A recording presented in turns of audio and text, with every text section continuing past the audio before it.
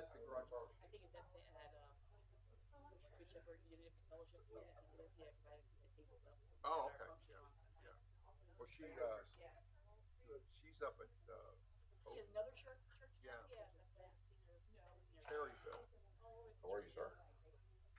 Long I'm drive. fine. How are you? Listen, my badge not working that door. Huh? My badge doesn't work at that door. Well, take a hint. I'm, My badge doesn't work on the outside door. Where's back door? No, I got a pink slip. came to work and get in. Hey, Chief, Chief. Captain. Two captains. Oh, there's the other captain. Yeah, I saw him earlier today. Out of Paxos Elementary School. We were there for the inaugural safety patrol group. 31 kids will be on the safety patrol. Oh yeah, Remember that one? I think it's scary. sixth grade. We were, That's Lewis.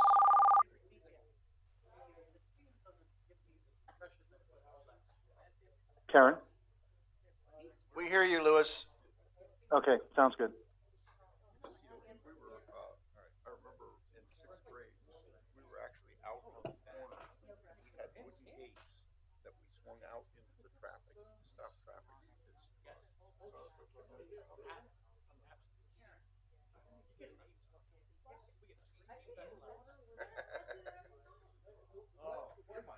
oh, you give it to them too? I thought it was just for us. I didn't know you gave it to everybody. So is that wall concrete along this way? No, it's. Everybody's, give them a chance. Don't push it up. I don't want to speak. They can't hear you. It's off. I was going to say, it'd be a nice place for a mural. It'd be a great place for a mural. I want to do a timeline mural. Oh. It shows all the things that happened in Easton. That's a historian in yourself. Yeah. Sal, is there an agenda over there? Thank you.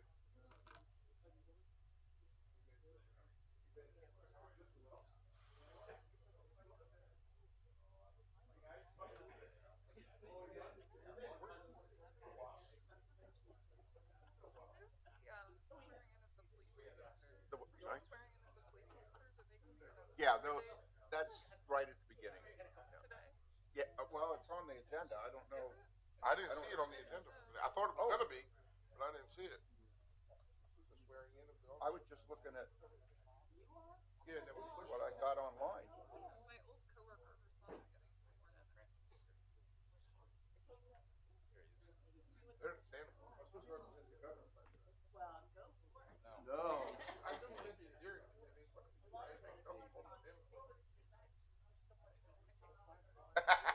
don't think I'm going to go to Taiwan on Sunday. Oh, no. I don't know how I'm going to make it. I don't know how I could possibly I make will take that. I will take the leopard. Carries a pot of gold for these. I need an agenda. Well, she went to go get none of us out. But I usually print it out.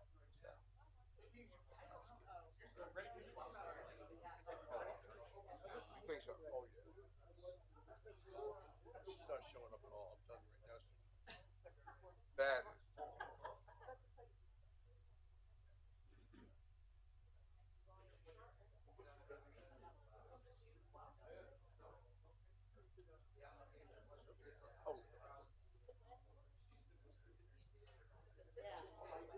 Oh, he got somewhere. He's got to be somewhere. Well, of course.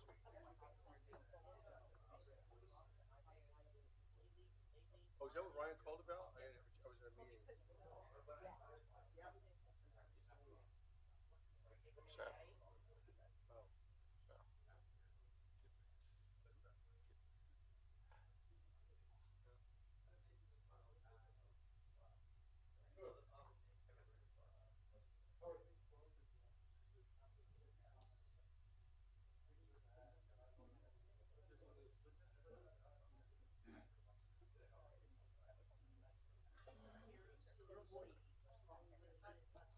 I didn't even notice.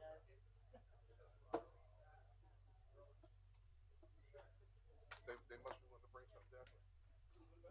How's that? Are they trying to give us that they wanna come down? They are here. They're gonna be in the conference. Oh, that's right, they're gonna be in the front, that's right. They're only gonna program the park.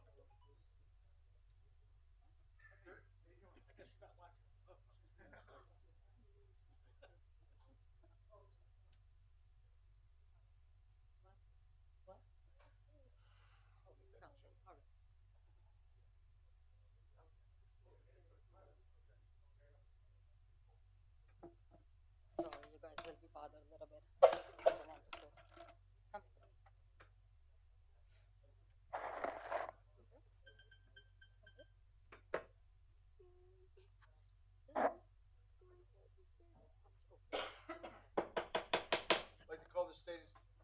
Like to call the stated session of the City Council to order. Please rise for the invocation followed by the pledge of flag.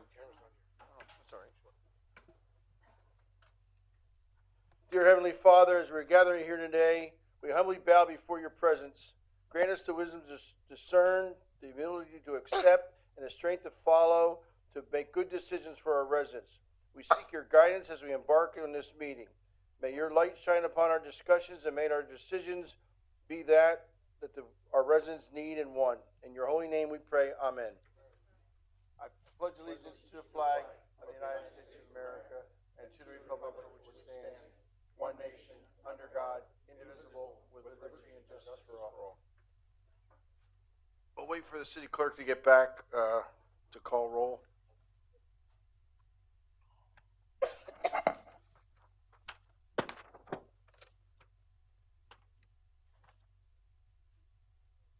Madam Clerk, you could take roll when you sit down.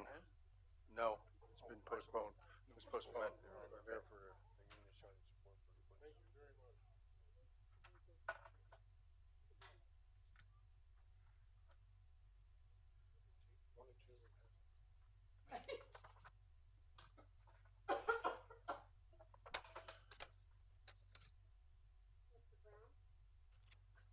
Mr. Ettinger? Here. Mr. Pinnabone? Here. Mrs. Rose? Here. Dr. Ruggles? Here. Mrs. Sultana? Here. Mayor Panto? Here. At this time, we'll have the approval of the agenda. So moved by Pinnabone. Is there a second? Second. A second by Ettinger. All roll call, Madam Clerk. Mr. Ettinger? Aye. Mr. Pinnabone? Mrs. Rose? Aye. Dr. Ruggles? Aye. Mrs. Sultana? Aye. Mayor Panto? Aye. Mr. Brown? Action on the minutes of our meeting on February 28th. Move to approve. Moved and second. Any additions, deletions, or corrections? Roll call, Madam Clerk. Mr. Pinnabone? Aye. Mrs. Rose? Aye. Dr. Ruggles? Aye. Ms. Sultana? Aye. Mayor Panto? Aye. Mr. Ettinger? Aye. We're now to the point where there's going to be a presentation eventually by the police chief. I'd like to make opening comments, and I'll turn it over to Mr. Pinnabone. The reality is that each one of us, no matter what we do or say publicly, reflects on our entire council, our city government, and our community. As a result of the wrongful public allegations leveled against me, our police chief, by a sitting member of council, I feel compelled to respond to the unfounded allegations leveled at us. Anyone that is recognized by the chair will not be allowed to speak unless you're recognized by the chair. We want to keep decorum at a must. First, let me say that I have the utmost respect for our law enforcement officers. Many people will give us credit, the city administration and the council, for doing a great job in Easton. And we have, I believe we have. But it's the men and women of the police department that really put their lives on the line and have made this city a safe city and have turned themselves around into a very professional police department. I get accolades about our police everywhere, except by one person on city council. That is why we as members of council need at all times to be respectful and professional in the way we present ourselves. Our views and our ideas about police officers are very important, and they get told and accepted by other people. We have worked hard to change the perception of our police department, and I see that slipping away by these unfounded statements. As elected officials, we took an oath to protect the health, safety, and welfare of our residents. Our public expression should be considerate of all people and everyone in our community. Yes, we will disagree, but we should never be disagreeable. I believe that public speech, as the last meeting when I was called a liar and yelled at, I don't believe that decorum exists in any part of the country, and it shouldn't exist here in the city of Easton. I believe that public speech and actions reflect a person's character, the character of our city council and the character of our city. Therefore, we should strive to be respectful, honest, and sensitive to differing opinions. I feel negative comments about our employees, other public officials, and residents in general are inappropriate. At the last council meeting, I was yelled at and called a liar.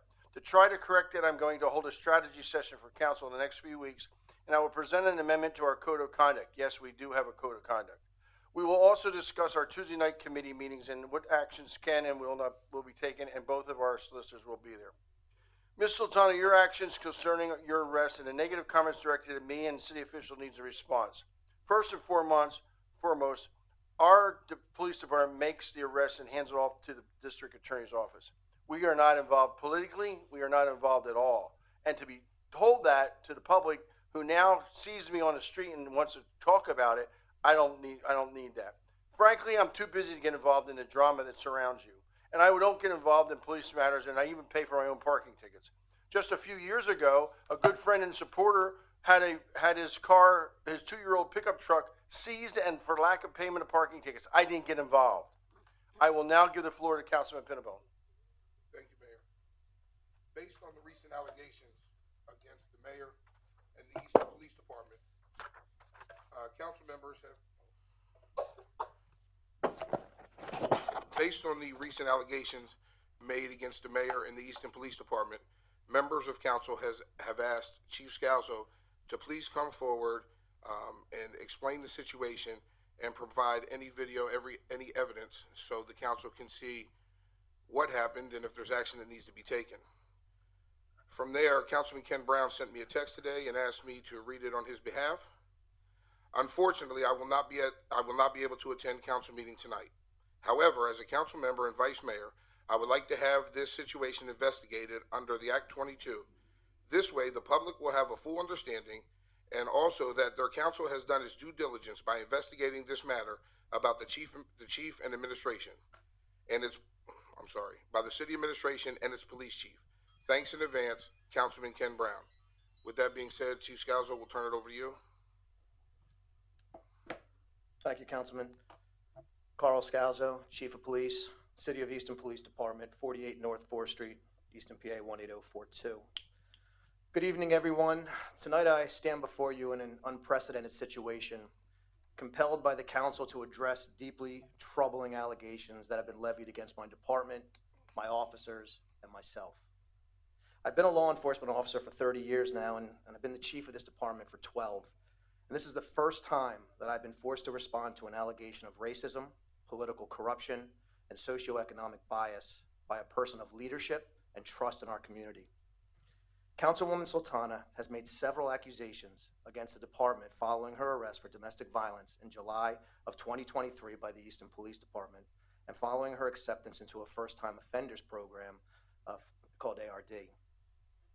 I want to recite the statements that were made by Councilwoman Sultana disparaging my officers and my department so that there is no dispute as to why I'm here and what I am trying to defend.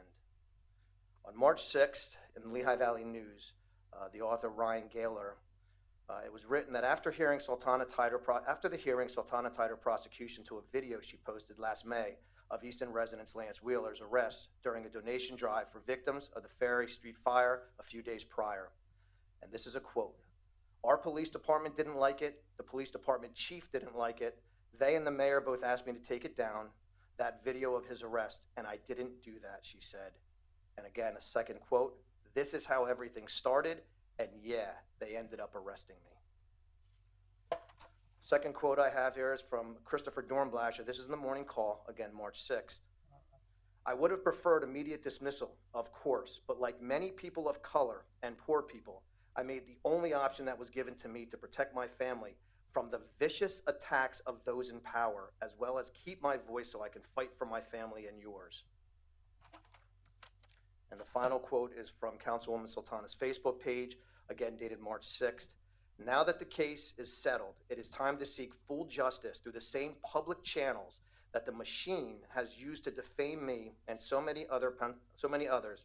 Pennsylvania needs substantial criminal justice reform, such as the elimination of cash bail, the prohibition of private prisons, and the frequent and thorough investigation into all police departments on a regular basis to ensure transparency and accountability and to prevent the corruption that happens on a daily basis."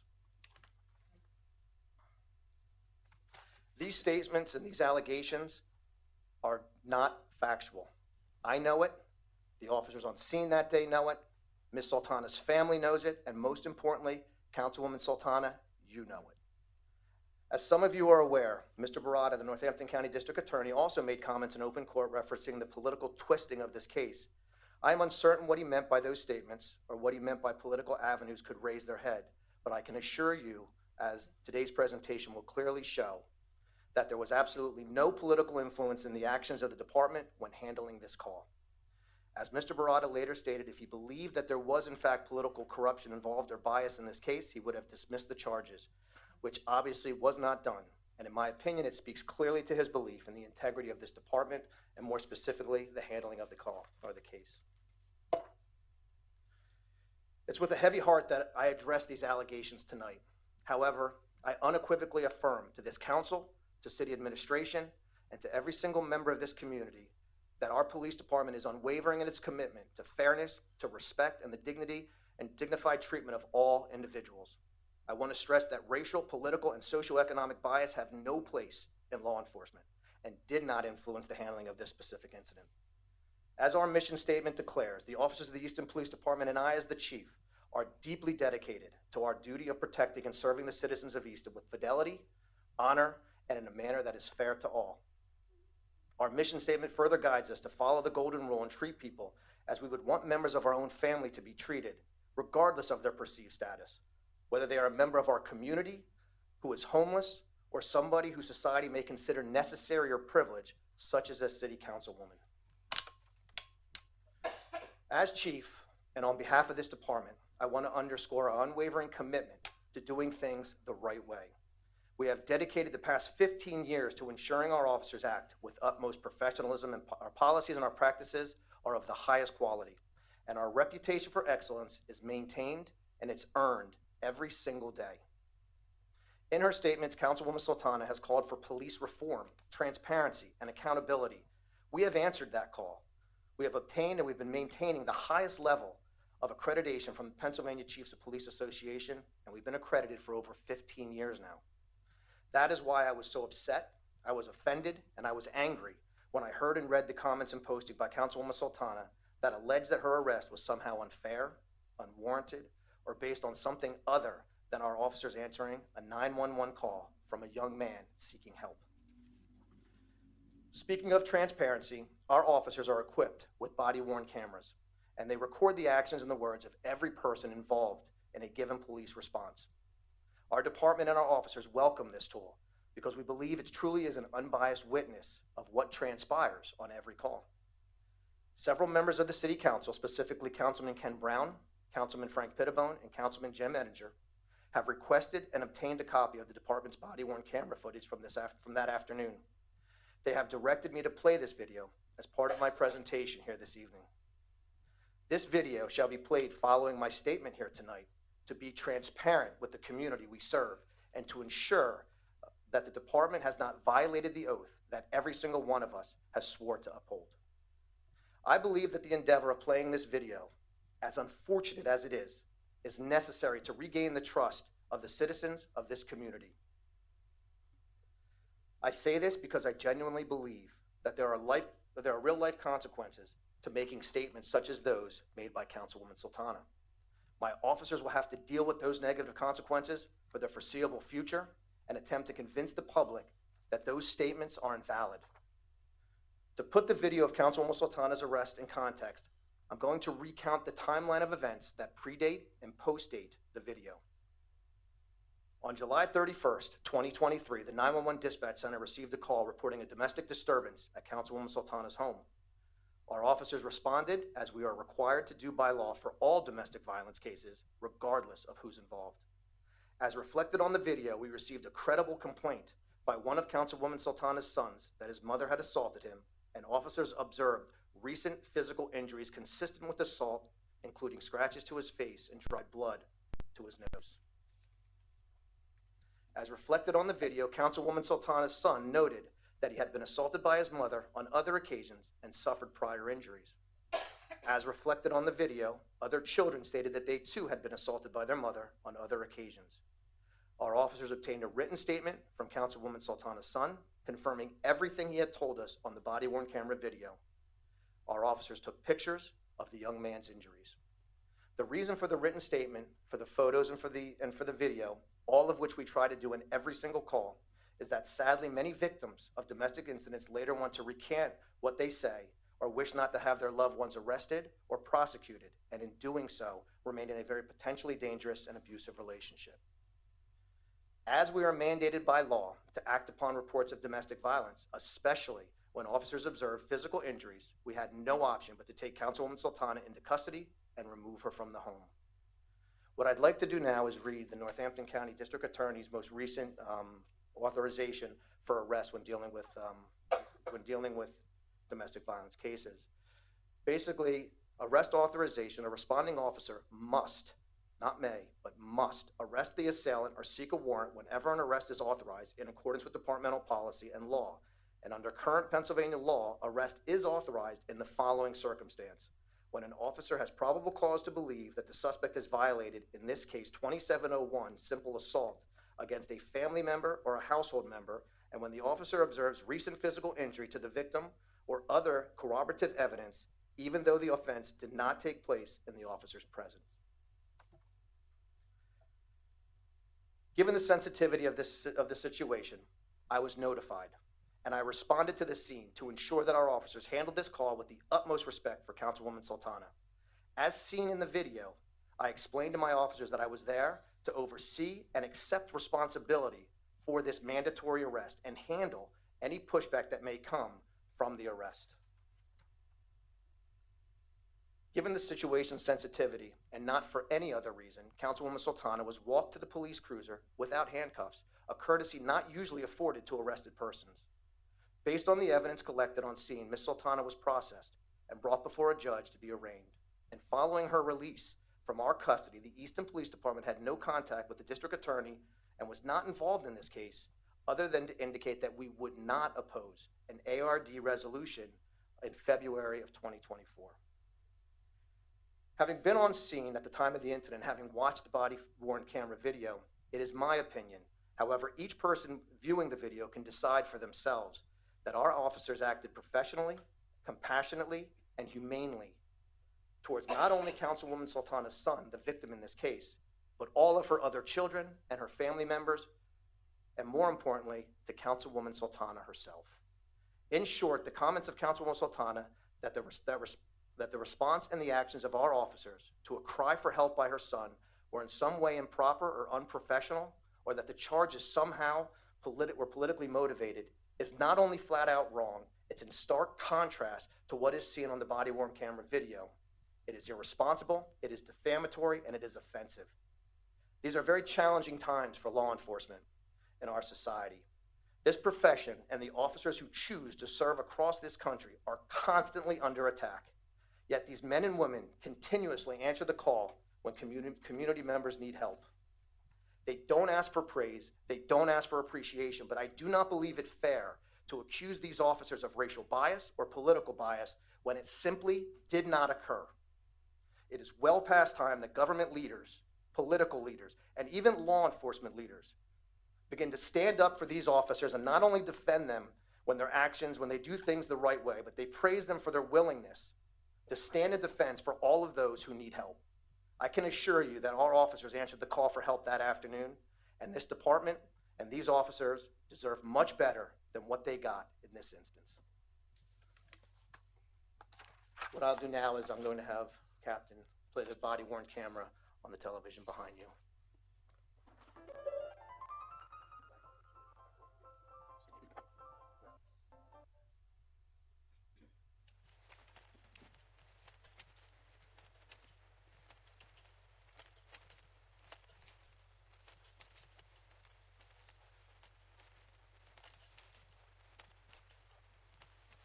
What's up, buddy? How are you?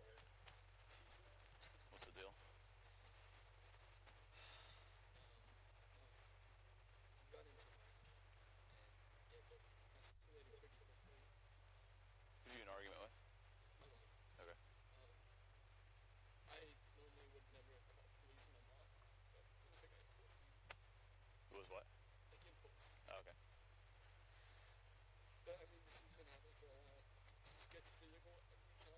What happened?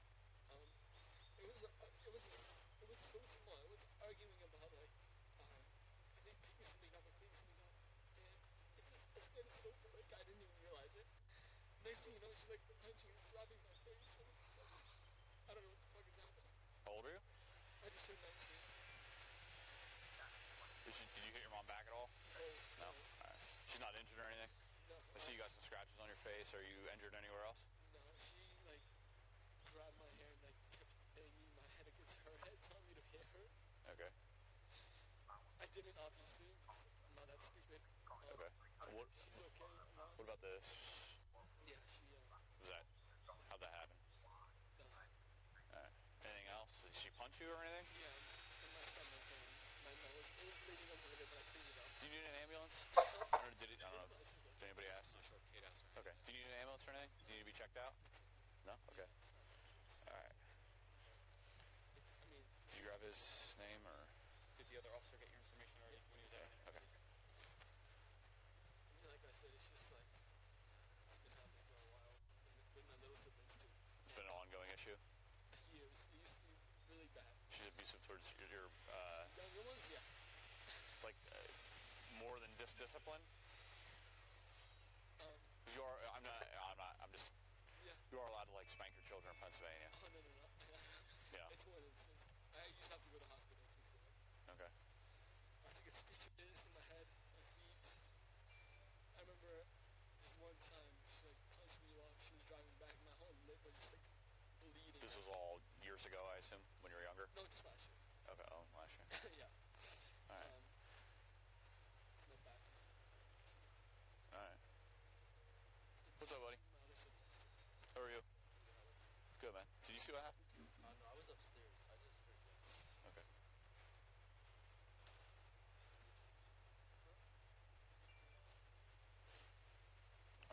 Are you good for a minute, or I'm gonna go talk to him?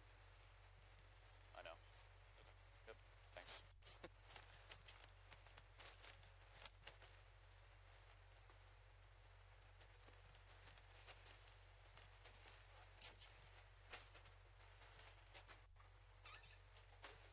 Hello. Kate? Is the officer in here? Downstairs? Thank you.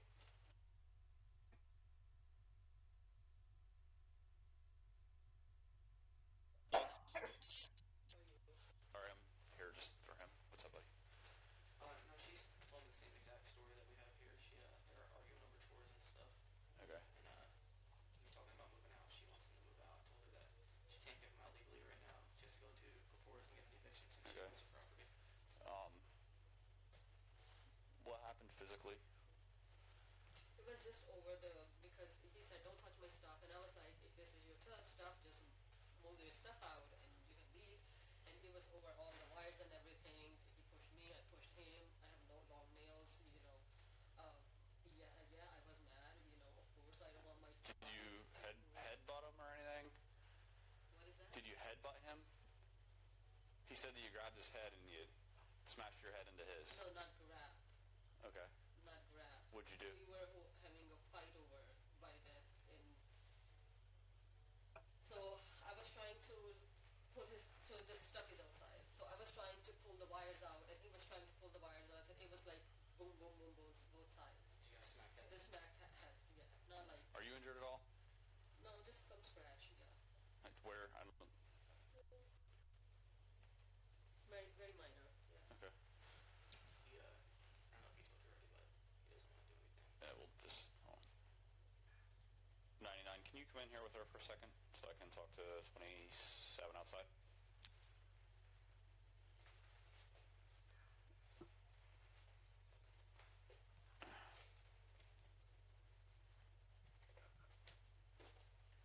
So,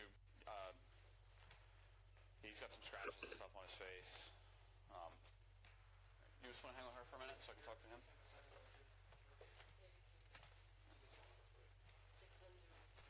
610-713-1638. Sorry, what was the last one? 1638. Thank you. Run both of them?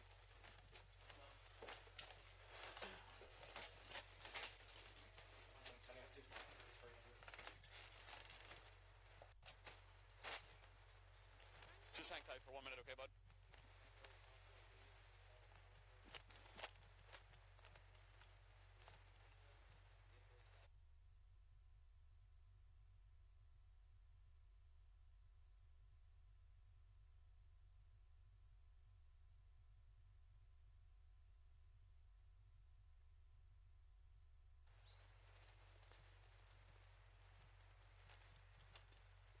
You just turn your camera off? No. Oh, they did, sorry. I was saying you can leave it on, it's fine. We'll talk real quick. Alright, so I talked to him. I don't know what you got from him so far. He's saying that she attacked him, basically. Yeah.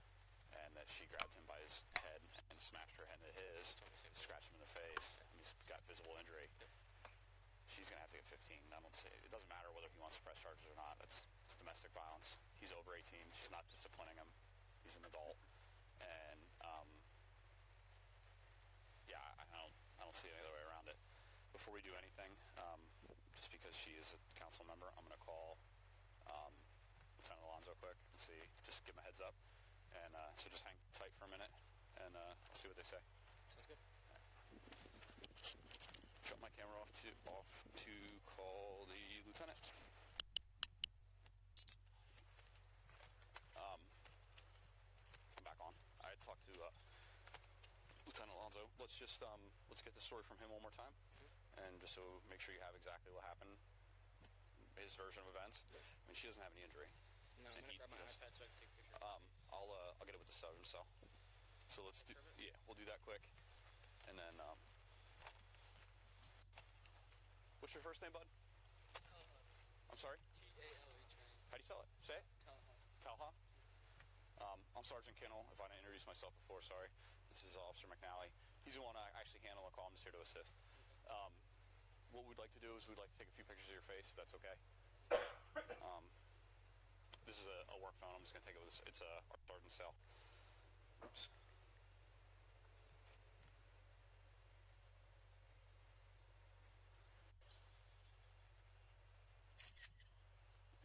Back here.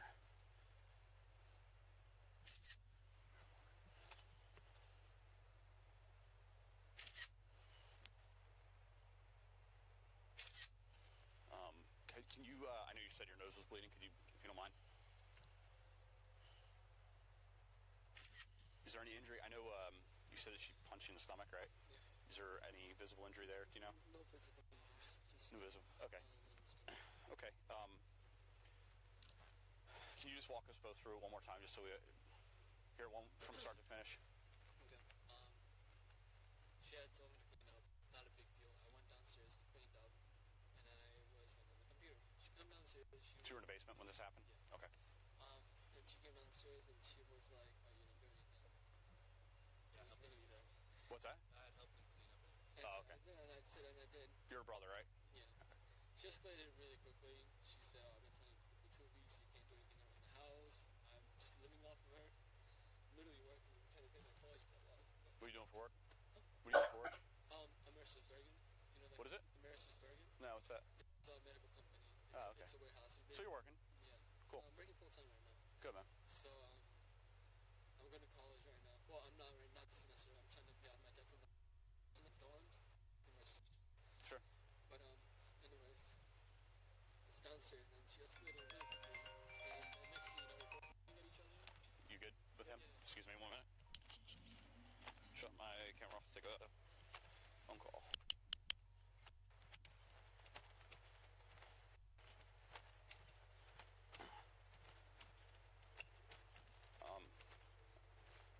I just talked to the chief. He's on the way. I just want to. You got everything good? Okay, good. I just want to ask him one other thing. One last thing, sir. Sorry, I keep getting pulled away. Did when this altercation occurred in the basement, was anybody else present, or was it just you and your mom? It was just, I heard, I mean, I was right there. I heard yelling. And then, like, me and my sister were, like, standing right there, like, trying to listen to the conversation, what was happening. Yeah. But we didn't really, like, see anything. Yeah. And I mean, I saw from the upstairs window when she was, like, kicking you out from the back. Yeah, she was kicking him out from the back. Well, like trying to make him leave the house. Yeah, and then I guess she was, like, pushing his stuff out and throwing his stuff. Because, I mean, I was, like, looking for him. Yeah. So, and then I just see, like, his stuff in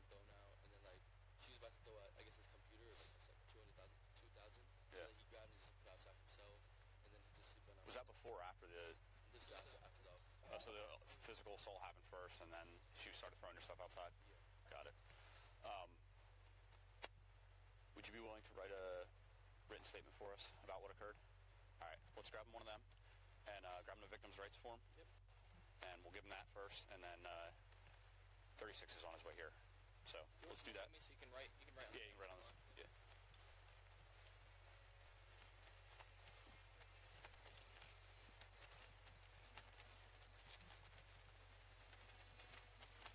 So, I'm just going to be straight up honest with you. It's domestic violence in Pennsylvania when somebody's injured and we determine that there's an aggressor, we have to make an arrest. So, it's looking like most likely we're going to be arresting your mom for simple assault and harassment. It's just a misdemeanor, but that's what we're required to do by law, basically, in policy. How is she going to get out? They might even bet, she has no criminal record, I assume. She'll probably be able to get out without having to put bail. I mean, that's up to a judge, not us. But, yeah, you can come over here if you want to listen to this, too. It's fine. So what about mothers? Are you an adult? I mean, not today, but in like. Not today? Almost? Yeah, most of them. Like, How soon? He's like. Yeah. So, When there's pauses in the video, it's because personal information is being ascertained, and we don't want that to be played. can you watch over your other siblings until your dad gets home? Are you okay with that? Like, can you handle that responsibility? Will your mom allow you to have that responsibility? Yeah, she doesn't all the time. She was saying that What's that? I get arrested, make sure he doesn't come in the house. I mean, I'm gonna let him in. No, yeah, so this is what I'm getting at. I'm just going to take some of the workload off of him so we don't forget anything. But we have statements too, like. What about I mean, she's Yeah, he was saying so, he's, like, yeah, if you want to ask. yeah, he was saying that it's been like an ongoing problem, like Yeah. that she's been abusive to you guys for a long time. Okay. Is she, we can, let me grab your, I don't yeah, think I'm gonna be able to write on this. It's too hot. okay. Here, do you have a pinch pad or something? We'll grab one. Small one. No, we got one. We're good. We'll grab one. We'll grab your name and just whoever. How many brothers did you guys have?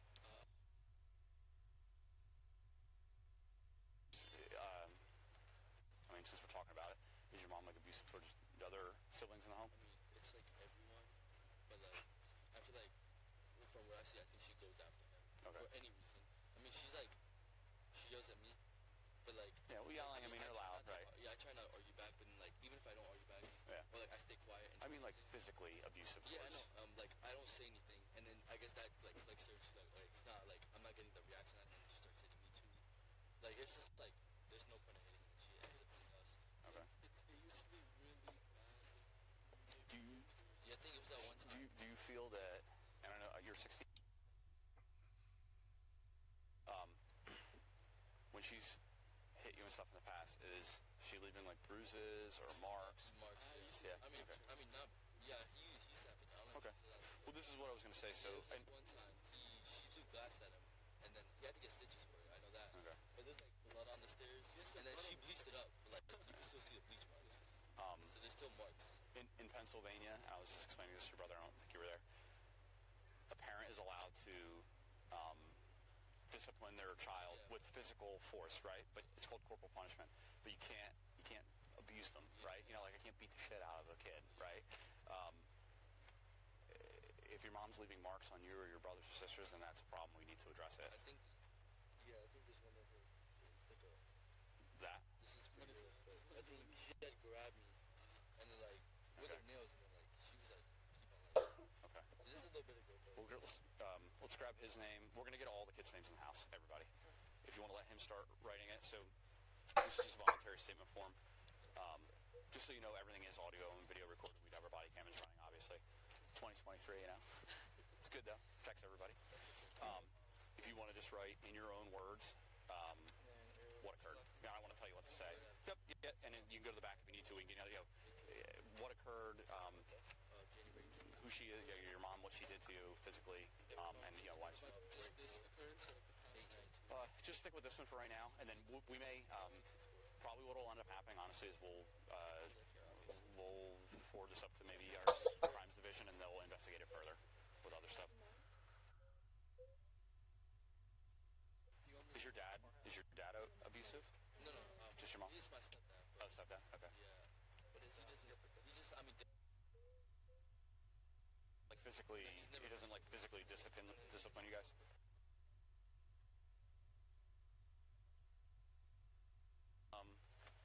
You want to sit? I'll let you sit in the back of the car if you want.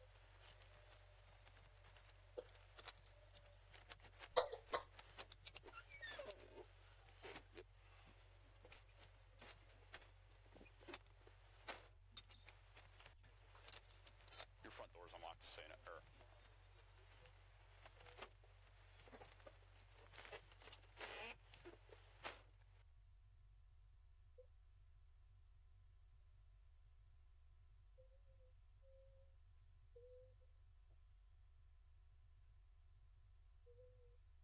Sorry. You're good. You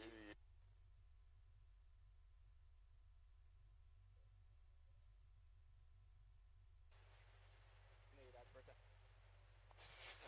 I know it's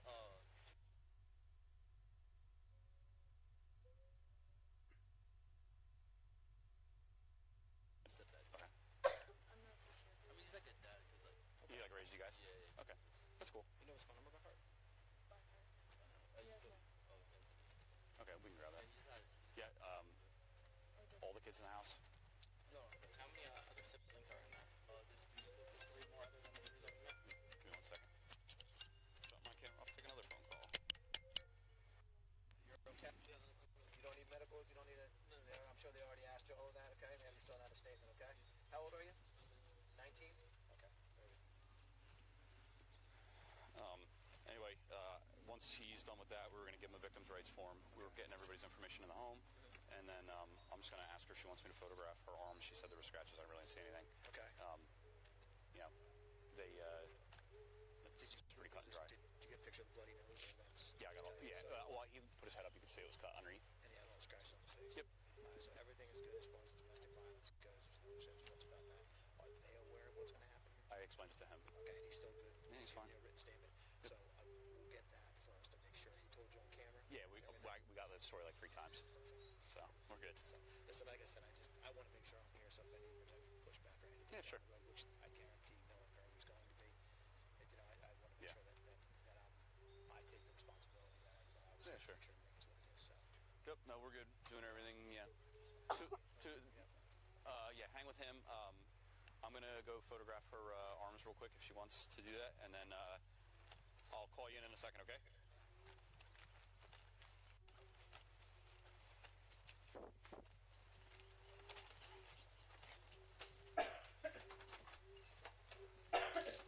Hello. I wanted to photograph your arms. I know you said you had like scratches on your arms. Are you okay with that?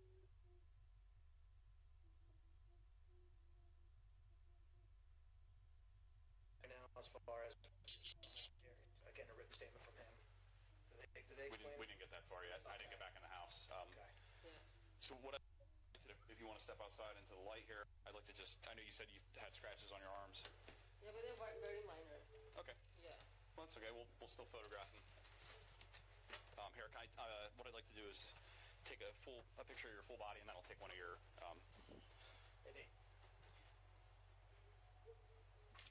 and then just one of your arm there. Is there any on the other? They're very minor. Just, I okay. don't really see. All right. When you want to step. Yeah, we can step in. Yeah, please.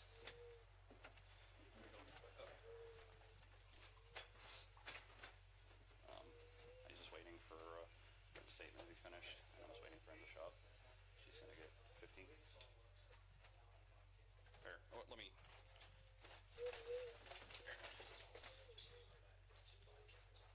So basically the way this works is, obviously whenever we have a domestic situation, there's a set of protocols that we have to follow. This all came out back when the O.J. Simpson thing happened. Directly following that, they put a bunch of rules in place that really take discretion away from the officers when it comes to domestic violence.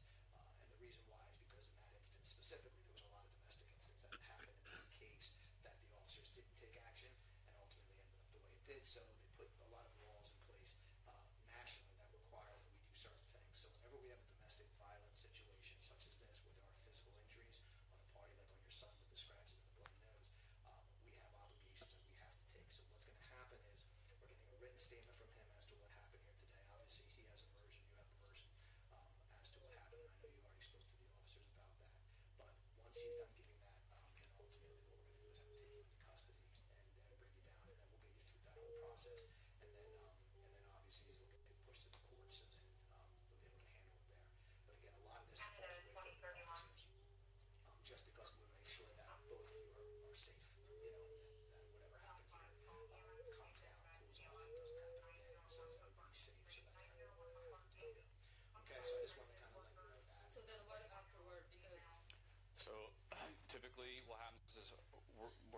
the station. The officer's going to, it'll be simple assault and harassment. Simple assault's a misdemeanor to the second degree. It's a in the middle of the road misdemeanor. Once he completes the charges, we'll take you up to, depending on the time, if it's after 4 o'clock, we'll take you to central booking. You'll see a judge probably within the hour. If it's before 4 o'clock, I don't know the time right now. It's about 3:30. Okay, probably not going to make it. So it'll probably be CBC. You'll see whoever the night duty judge is, and then they'll review your charges, and then they'll set bail. A part of those bail conditions, and it's always up to the judge, but for any kind of domestic violence incident, is that you're not going to be able to return to the home and be around that person. So we are going to explain to him how to apply for a PFA also, but and the judge is going to explain this to you, but it will be part of your bail conditions to be able to be around him.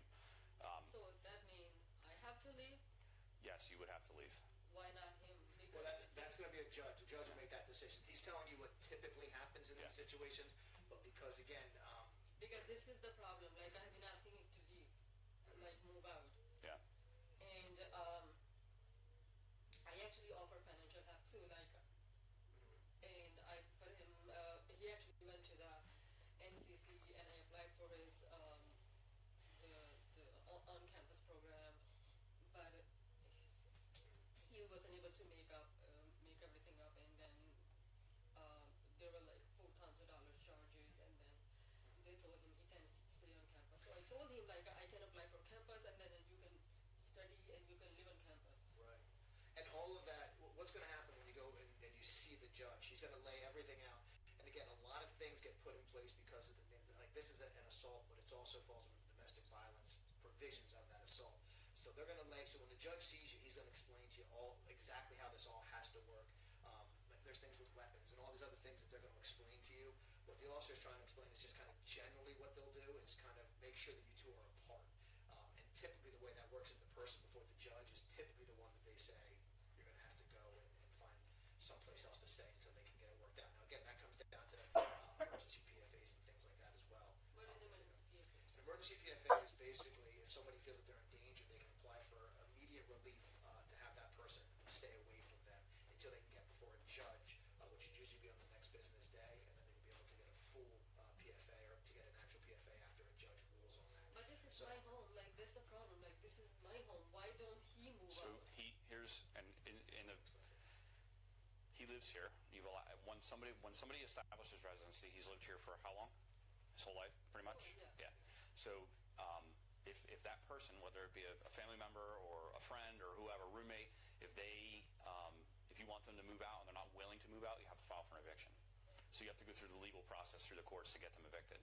So he has a right to stay here ultimately until he's evicted, or he offers to leave on his own.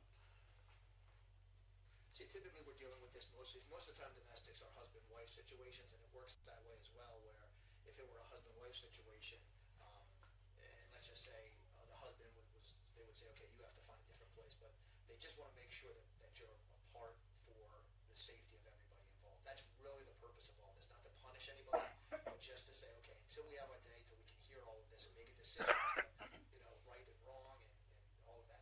They just don't want you to be together so that this doesn't escalate to something further. So right now, it is what it is, as far as injuries and things like that.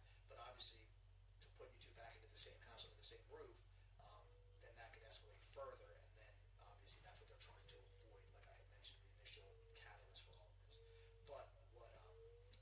But but again, that's going to be the decision of the judge. So it really is just going to come down to what they decide as to where you're going to or how you're going to basically have to handle this moving forward. And it's not permanent. It's just until a judge can kind of figure out where this all goes from here. Do you have someplace else that you'll be able to go, like family or something like that, in the short term, if that is the decision of the judge? Today or Yeah, it'll be like I said. If the judge tells you that that's what you have to do, those arrangements that you have to make, so something they want to start thinking about. If he does say to have no contact, then it would be just kind of. And again, these things move pretty quick in these situations, so you'll get in front of the judge today. Chances are, provided What did you say it was for? comfortable with everything as far as process, also just still cut yet, and then you'll be able to go. But typically that is what. Was that Marcus? The judge is typically the one they say you have to kind of cross those lines, and then the sheriff can come here with. Marcus doesn't have a number, does he? There's a lot of legs as far as 49 to traffic. He's going to be tied up with this for a while. it's something that somebody else can help that person with, just dispatch somebody else. For us, this is a very standard thing when we deal with these domestic things. We do, obviously, I know this is a very unique moment, but again, there's so many things in place right now that dictate what our officers have to do as far as this goes. We really don't have a lot of options as far as discretion and things like that go. So that's What, why like, what if I provide him financial support and he move out? that's something that if he's willing to do that, then a judge is okay with that, and and that's something that's going to have to be worked out because there's going to be things in place here because there'll be consequences. So if the judge says you can't come back here, then there'll be consequences if you do. So kind of thing like so you could violate a PFA, you could do those types of things. So whatever he puts in place, you're just going to have to kind of follow. But eventually you'll have your day with a judge to kind of lay this all out and try to work this all out and see if you can't get to a better place. And again, that's the best way to try to amicably try to work things out. So in any way, I have to go before the judge in order Yes. to. Okay. Yeah, that's going to have to happen here. So we're just kind of tightening up, making sure the officers are making sure we get photographs for these things. We do all the things we need to do, and then once that's done, which I think we're probably close to there. Now it's now basically we take it in custody, we bring it down to the station, finish or bring it to try to get you before a judge, either central booking or like I said, 4 o'clock before the judge if we can get him. I don't know if Probably not going to happen. Kapoor's there, but so we'll probably central booking. Okay. So we're gonna go to the police station before, or to the So we'll go to the police station. You'll be there for probably about half hour, 45 minutes. Usually it takes to do this type of charge, and then Officer Vignali here will run you up to central booking, and you'll go in front of a judge on a video, and then the judge will he'll see what we charge you with, and then again he'll make the decision on what he's going to do with bail and all that kind of thing. You'll be able to make a phone call if you need to call somebody. Use the bathroom, whatever. So what we'll do is if you want to get some stuff, you don't want to bring anything with you because they're going to take everything you have from you. So you don't want to bring anything with you because we bring it down. So you want to go with as little as you possibly can, and then we'll just walk out normally when we get to the car for our safety and safety. We're going to have to put you in handcuffs, put you in the back of the car. But we'll walk out of here. I'm not going to walk out in handcuffs. I'll walk you with you to the car, and we'll just do that quick and get you in the car and get you out of here. Okay? The only thing I would recommend you bring is just probably your cell phone, so that if you get released, you can make a phone call and get picked up or whatever you need. Okay. Is there anything else that you feel that you need? Now, do you do I need my ID or anything, or no? If you want to bring it. I would definitely grab that. When I say you don't want to bring anything, you don't want to bring like a handbag full of stuff and all those types of things. But bring your identification, your cell phone, so you have a way to contact. And anything else that you think you might need as far as essential, but as far as like you don't want to carry like a whole purse or something down because then we have to kind of tag and package all that stuff. Right. We don't want to do all that. So this will just So expedite. I'm just gonna make a call to my husband. Sure. That's fine. Yep. And we can. No, take your time. You make a phone call. Go ahead. Yeah, that's no problem.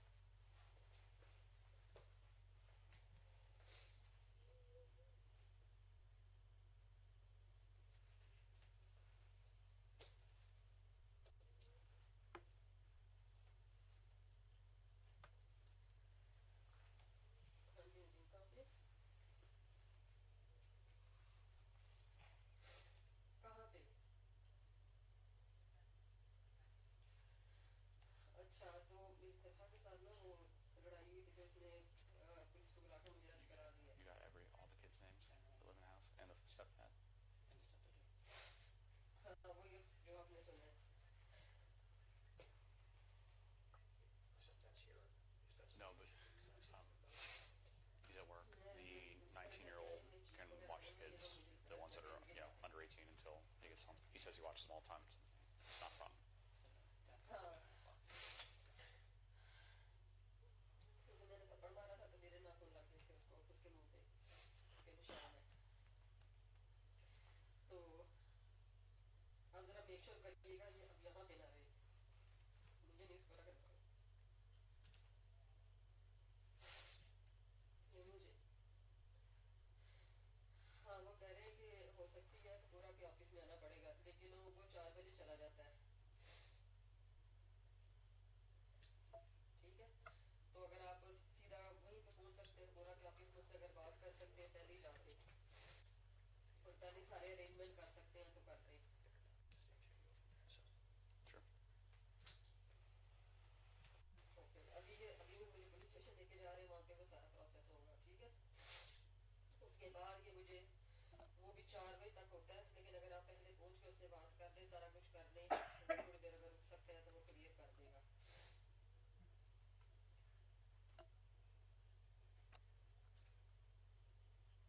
चलो ठीक है okay Allah Hafiz Okay. If you want to grab some shoes and maybe your ID. my shoes is there yeah I'm just gonna talk to my daughter Okay. So whether. I'm just gonna get my purse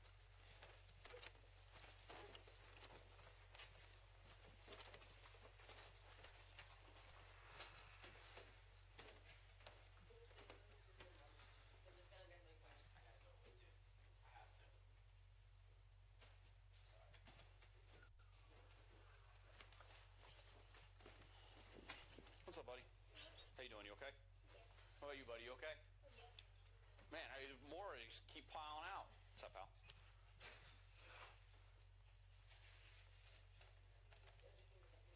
Your brother's gonna, your mom's gonna come with us for a little bit, and then your brother will hang out with you guys till your stepdad gets home, okay? तुम लोगों ने क्यों बताया क्यों इनसे बात की अभी नहीं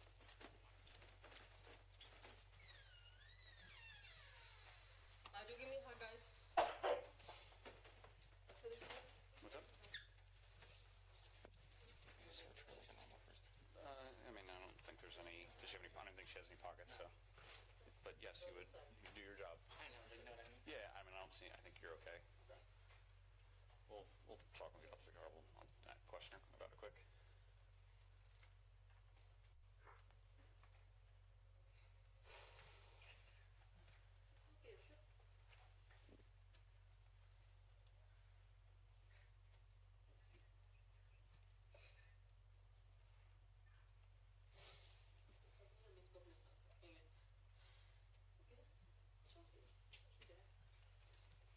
okay sure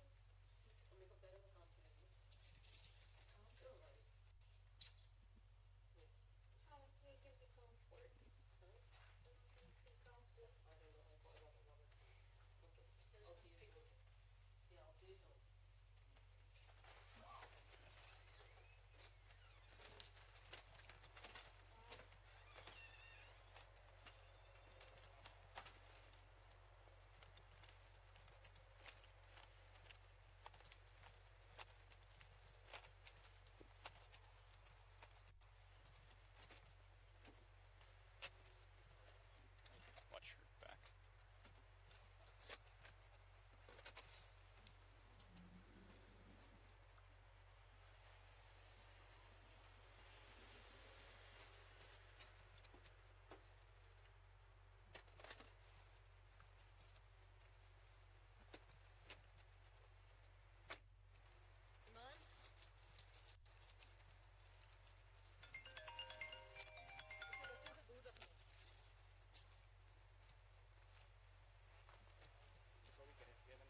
I don't even think there is any pockets, right? No pockets. All right.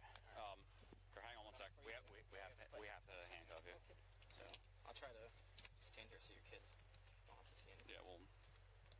Thank you. Just go ahead and put your hands behind your back. Is that good? Yep.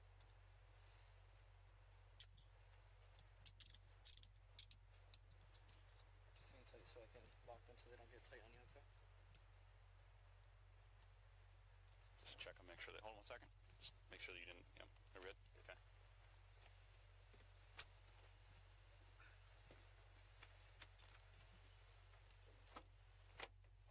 Kate, I'm just putting this on your front seat here. Okay. Alright. Just put it in a property bag then. If you have one. I don't have any. Here. Yeah, here. There you go. Let's put in one of these envelopes. You okay then? Fire the car up, the air gun, and you can run her down to the station. I'll meet you down there. Yeah, can you, or I'll go down there, I guess. I'm gonna have to help him anyway. This is the, thing. There's a caller too, holding on the south side too. All right, I'll run down with him. All right, thanks, Nate. You're very welcome. Nah, I think we're good. Yeah, I got pictures and the other thing.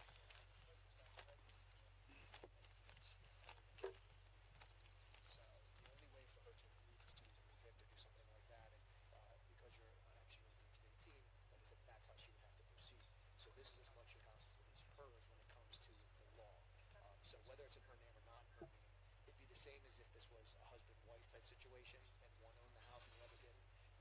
somebody out, so you have equal standing in the home, and that's where this kind of falls. Was there any young children here?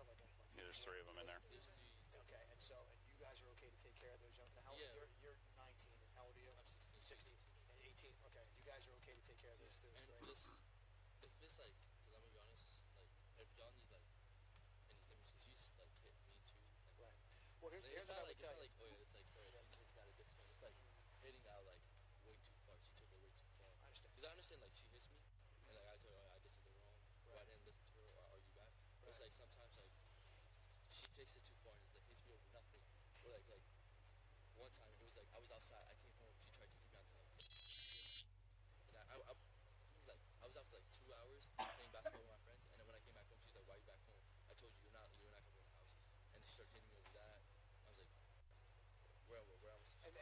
And those are things. And again, the other side of this is, and again, I don't know. Your stepfather will be coming home later on this evening. You're definitely going to want to discuss this with him, and what he knows, what he doesn't know, what you guys, that's all going to be a decision as far as you guys family as to what's been occurring here and how far this all goes. But again, injuries and things like that, it's too far. I mean, as far as in my personal opinion, that's too far. You start putting injuries and things. And so those are the types of things. And again, when that comes to us as a law enforcement agency, and rightfully so, our hands become tied as to this has to happen a very certain way now, and it's done to make sure he's protected, and that this doesn't continue on. So this does give you an opportunity to try to hopefully get help and do whatever you need to do to make sure that from here you guys are as safe as you can be, that your mom is as safe as she can be, and it can kind of somehow figure itself out and get itself worked out. It's not a great situation. It's a horrible situation that you find yourselves in. But like I told your mom, the hope here is that from this everybody kind of grows and figures out a path forward that works for everybody. And so that's really what you're hoping for here. Here is to try to figure out what the best approach now is to make this better. So again, my recommendation is if that's what's been going on, you talk to your stepfather, potentially talk to an attorney, and try to make sure that you're able to get your story out and try to hopefully get the help for you, for your mom, for all of you that you need. And that's really kind of what we play like a bit of an intermediary. We're just intermediary. We're just basically taking her, putting her in a place where it gives you guys a chance to cool this all off so that nobody gets hurt any further. And that's really our role here. So, do you guys have any questions for the officer or for us that we can answer? Right now she's going to the police station, so she'll be there for about a half hour or so while you do some preliminary paperwork. Once that preliminary paperwork's done, because it's 4 o'clock, the judges leave, so she'll go to central booking, which is in Northampton County, and then at central booking, a judge comes and will come on and basically remotely, or they'll actually do video, we'll do a hearing for her, and basically that hearing's like an arraignment hearing where they're going to hear everything that happened based on what the officer writes from what he gathered. She'll see the pictures and everything else that we did. Once they see all that, they'll make a decision as to bail and release requirements, things like that. And then once that's done, if she has to stay away, like I said, she can make arrangements to come and get clothing and belongings and things like that. Would we be notified if that's the case? So when she gets, we're gonna call you as soon as she gets arraigned by the judge. The judge is gonna regardless of what they do, set bail, doesn't set bail, or yeah, 10-4. But ultimately, we will call you because you're the victim, and we'll let you know what her bail is and what ultimately what the resolution was. One last thing, I don't know if Officer McNally told you or not. Did he explain the PFA process? He did. Okay, good. Just I didn't know if I was in and out. That's what I had mentioned. So.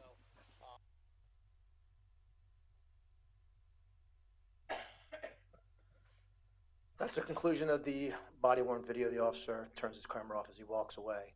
I appreciate the opportunity to come here tonight. I take no pleasure in being here and having to have this conversation, but I do agree with the council members who requested my presence that the allegations that have been made against the department and the officers were egregious enough that they did need to be answered to. And hopefully, having seen the video and heard my comments, that in some sense reinstills confidence in this department and how we handle calls and how we treat people. And hopefully, after watching the video, again, that you see that we did handle this call the best that we were able to in this situation. So again, I appreciate the opportunity to come and speak to that. Thank you, Chief, and I want to thank the men and women of the police department. You guys have done a great job keeping our city safe, but what I saw there was compassion and concern, and that is the way we want you to act. I mean, I can't find any fault, and as you all know, that when I can find fault, I do discipline you, but you guys have done a great job. The men and women of our department, you deserve the accolades for making our city. When I came in 2008, we had the Bloods, the Crips, the Latin Kings. They were all here. They're gone. And you guys deal with this every day. And the men and women of our police department deserve accolades, not criticism like that's unfounded. So thank you very much for coming. I want to introduce Tim Wagner as the FOP president. I want to introduce our DA, district attorney is here, Stephen Barada. And my wife is a former city council member. She's here, Pam Panto. So I want to thank all of them for being here as well. Mayor Panto, Yes. if I may say for the record, speaking for myself, after just watching the video alone, I don't see anywhere where race or political corruption played a part. I thought they handled it properly. As far as the charges, I know nothing about what should be charged or not, but I didn't see anything that would make me or anyone think that it was due to the councilwoman's religion, the color of her skin, or anything political. So I'm hoping that the public would feel the same way. And we heard a lot of questions about it over the last few days, a lot of assumptions made. So I hope that now people will see that our police department handled it very well. And thank you. I'm sure it was a tough situation, so we appreciate the way you handled it. Anyone else? Okay, we'll move on to the agenda. We go to public comment on agenda items only. There is a time at the end of the meeting for people to speak about anything they want about the city of Easton. Anyone like to address any agenda items? Hearing none, we'll go on to consent agenda, Madam Clerk. Thank you, Mayor. So we have a resolution rescinding resolutions 29-2022 and resolution 158-2023. Resolution providing unused fire apparatus to the Allentown Fire Department in exchange for 2 City of Easton recruits to attend the Fire Academy free of charge. A resolution authorizing the DCED to apply for a National Park Service semi-quincentennial grant program. A resolution authorizing city solicitor to sign stipulation on settlement agreement. A resolution amending the climate plan action plan with 2 changes, and a resolution rescinding resolution 28-2024. I move the consent agenda. Moved, is there a second? Moved and second, Pinabone second. Roll call, Madam Clerk. Oh, discussion. Any discussion? I know. Roll call. Mr. Ettinger? Aye. Mayor Panto? Aye. Mr. Pinnabone? Aye. Mrs. Rose? Aye. Dr. Ruggles? Aye. Mrs. Sultana? Reports received by council. I'll receive the Easton Fire Department report for February. And also want to say to the chief, you're here, so we have 6 recruits in the academy right now. They graduate in June. What is the date? So all the council members will know, they're all invited, June 6th. 6th. Mayor, my birthday is the 7th. Who cares? So if you want to do one thing, We'll have a big party. if you want to do one big thing for all of us, We want you to go through the academy. no. Reports of the committee, Finance Committee, you're not here, Councilmember Brown. Economic Development Committee, Mr. Pinnabone. Councilman Pinnabone. Thank you, Mayor. Just 3 updates. Number 1, we're finalizing the agreement for the $1 million urban forestry grant with an intended start date of April 1st.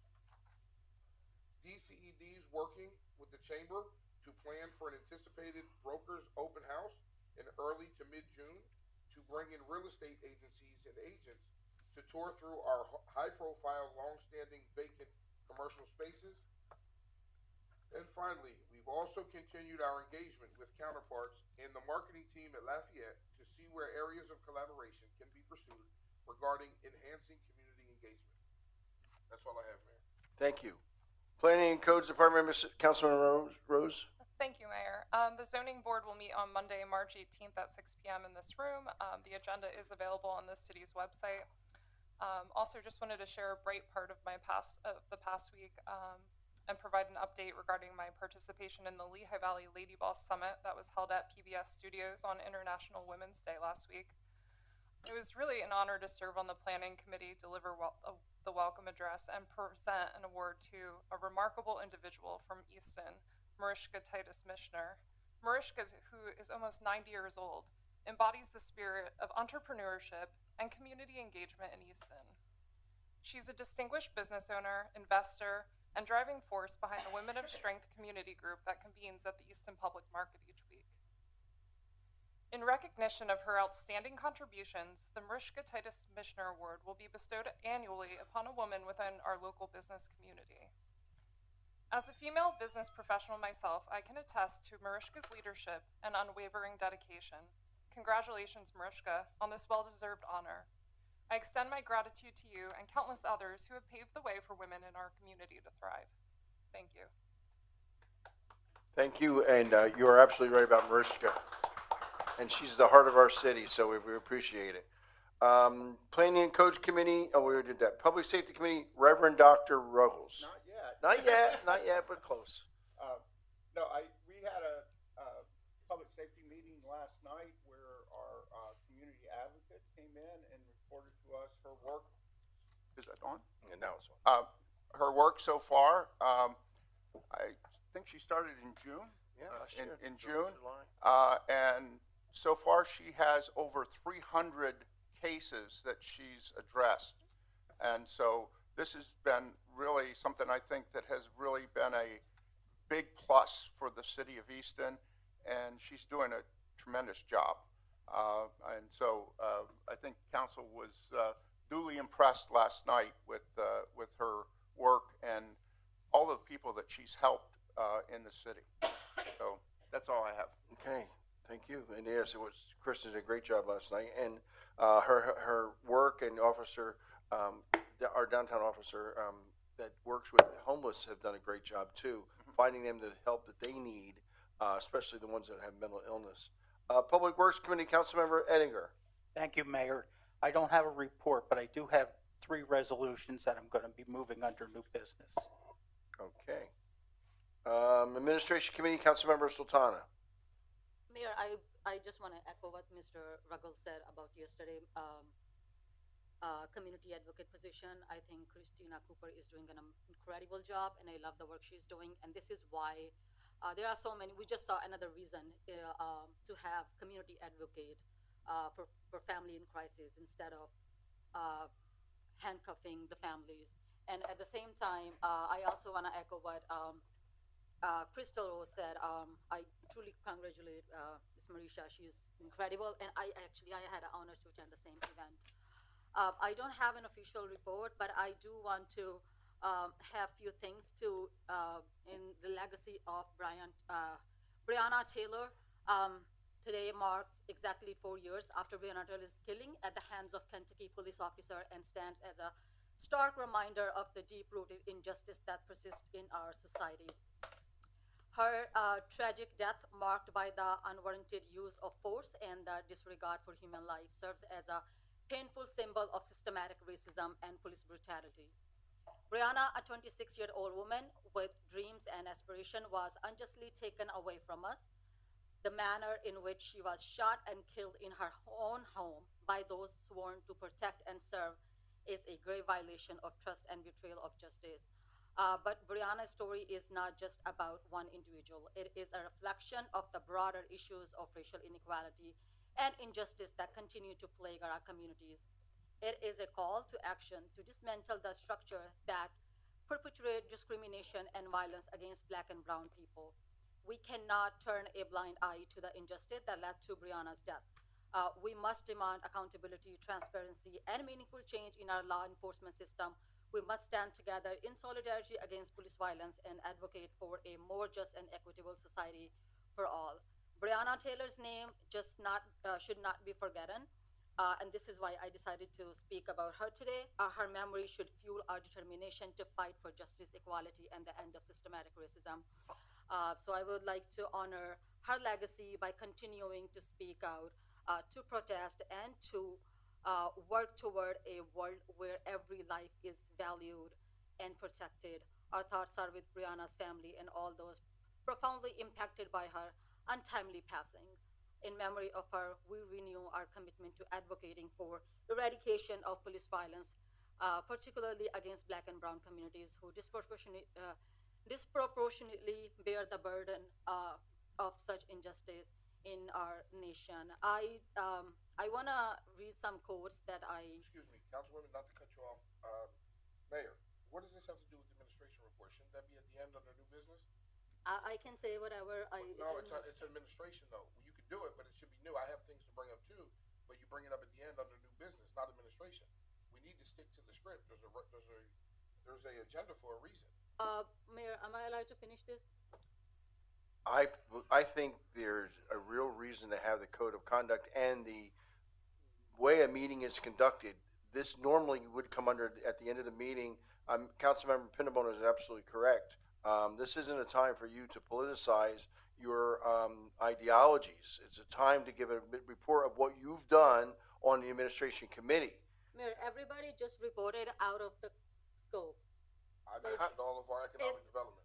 Mrs. Ettinger did, Mrs. Rose did. Yes, Councilwoman Rose. Yeah, the public safety meeting, I don't think. Councilwoman Rose discussed something that is not on her zoning board, but that's fine, totally fine. I can stop right here and I can continue to read the legacy of Breonna Taylor at the end of the meeting.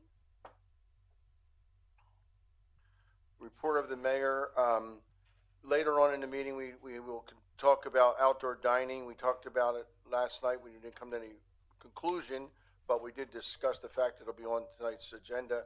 I want to let you know, as I stated in my State of the City, we're tough on crime. You do the crime, you're going to do the time in Pennsylvania, in Easton, Pennsylvania. And I want to let you know that our Bearcat that we ordered last year that people called a tank, it's not a tank, it's to represent and protect our police officers and our residents. I was at a situation over on the south side earlier this year where a gentleman was holed up in his bedroom, was shooting his gun out the window, and the police and the residents that area got behind the Bearcat that we borrowed from Northampton County. So it is used as a to deflect the bullets that are being shot at our police officers and our residents. We also did receive the new $187,000 band shell, so you'll see that in use this summer as we have our festival concerts. And I want to remind everybody that street sweeping starts on April 1st. We will issue warnings for 2 weeks, but after that, you'll get a ticket.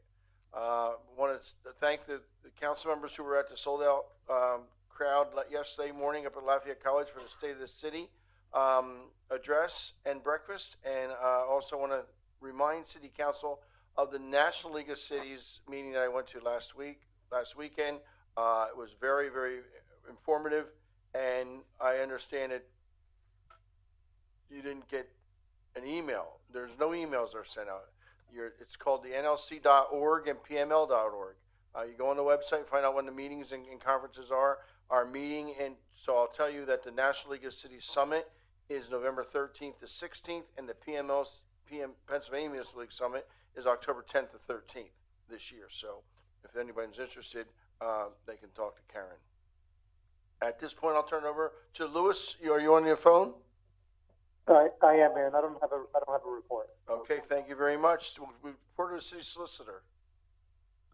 I wasn't going to have a report, but I just have to make the observation that as part of our responsibility, and which is also to make sure that the police conduct themselves properly and does not expose ourselves to, unnecessary civil actions.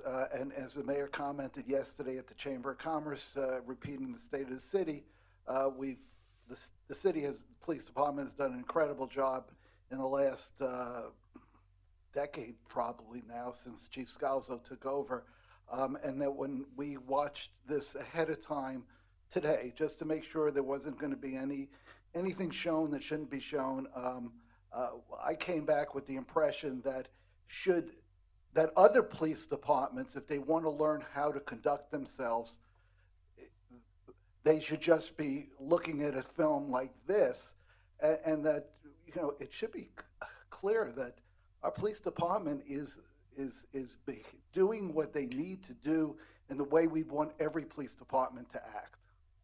And that's just my comment, because legally it's something I haven't had to deal with outside actions, and it's been, other than the one case that we won, it's been a pleasure. Yeah, as I said yesterday in the State of the City, people say, how are you doing it? How are you keeping tax level? We're not spending hundreds of thousands of dollars a year on lawsuits. When I was here in the 80s, we had a lot of lawsuits. As a matter of fact, one police officer, I called him the $6 million man, because he cost the city of Easton $6 million. I believe very strongly that, as I did when I first took office in 2008, I fired, or I should say I terminated 4 police officers for not doing the right thing at the right time. I haven't had to do that lately, and it's a good thing.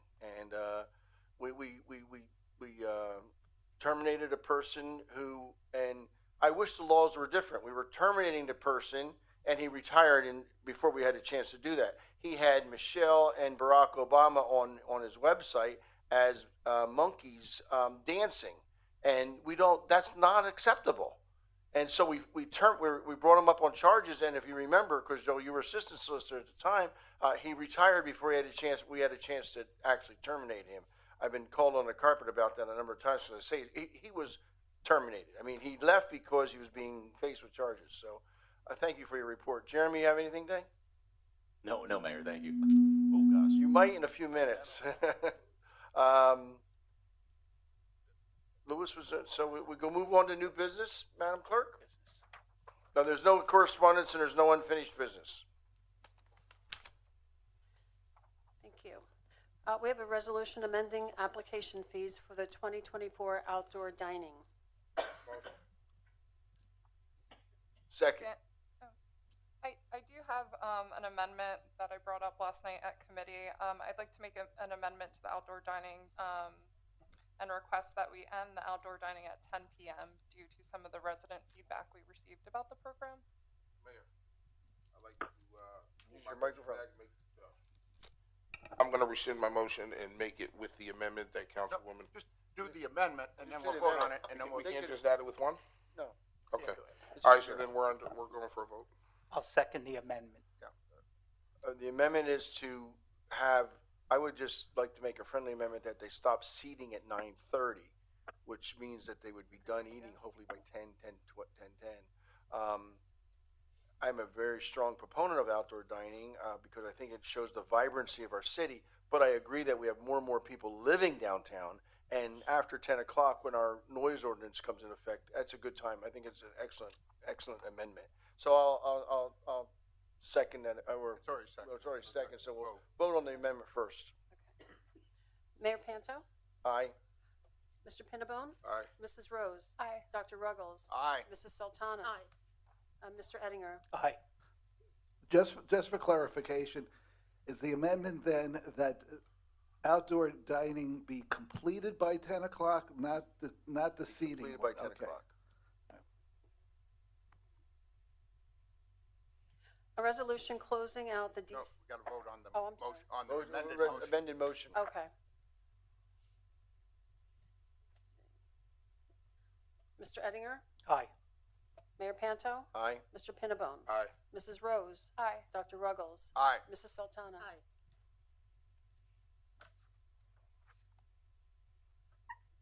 Okay. A resolution closing out DCNR grant for 4 West Ward Parks. Motion. Second. Moved in second, discussion. Roll call.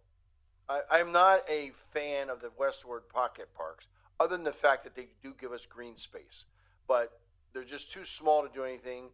When I look at the suburban parks, how big they are, they ask developers to give them 80 acres or 50 acres so they can do a lot out there. We don't have that opportunity in urban cores. We got to look for smaller spots. So the money we're spending on the westward pocket parks is taking away the money that we're gonna spend on Centennial, Vanderveer, Hackett, and all the others. And so I just wanted to say that we're gonna keep those pocket parks. They're important because they give a place of open space. Mayor, if I could just add, I agree with everything you said.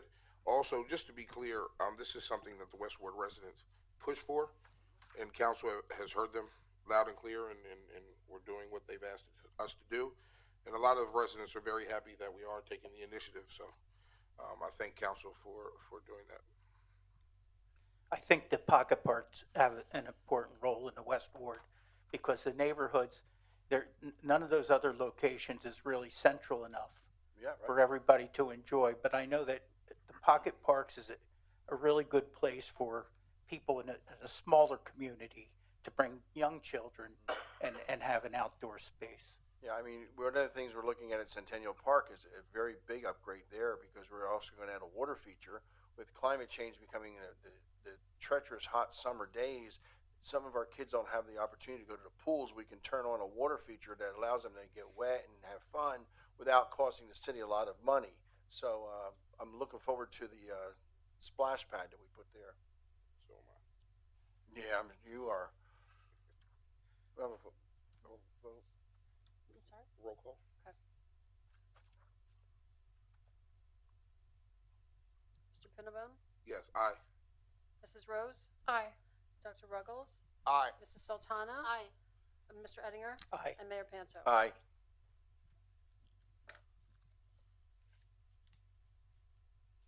And we have a resolution approving change to the salary and wage to fund the position of Assistant City Engineer with an engineer in training at the specified salary.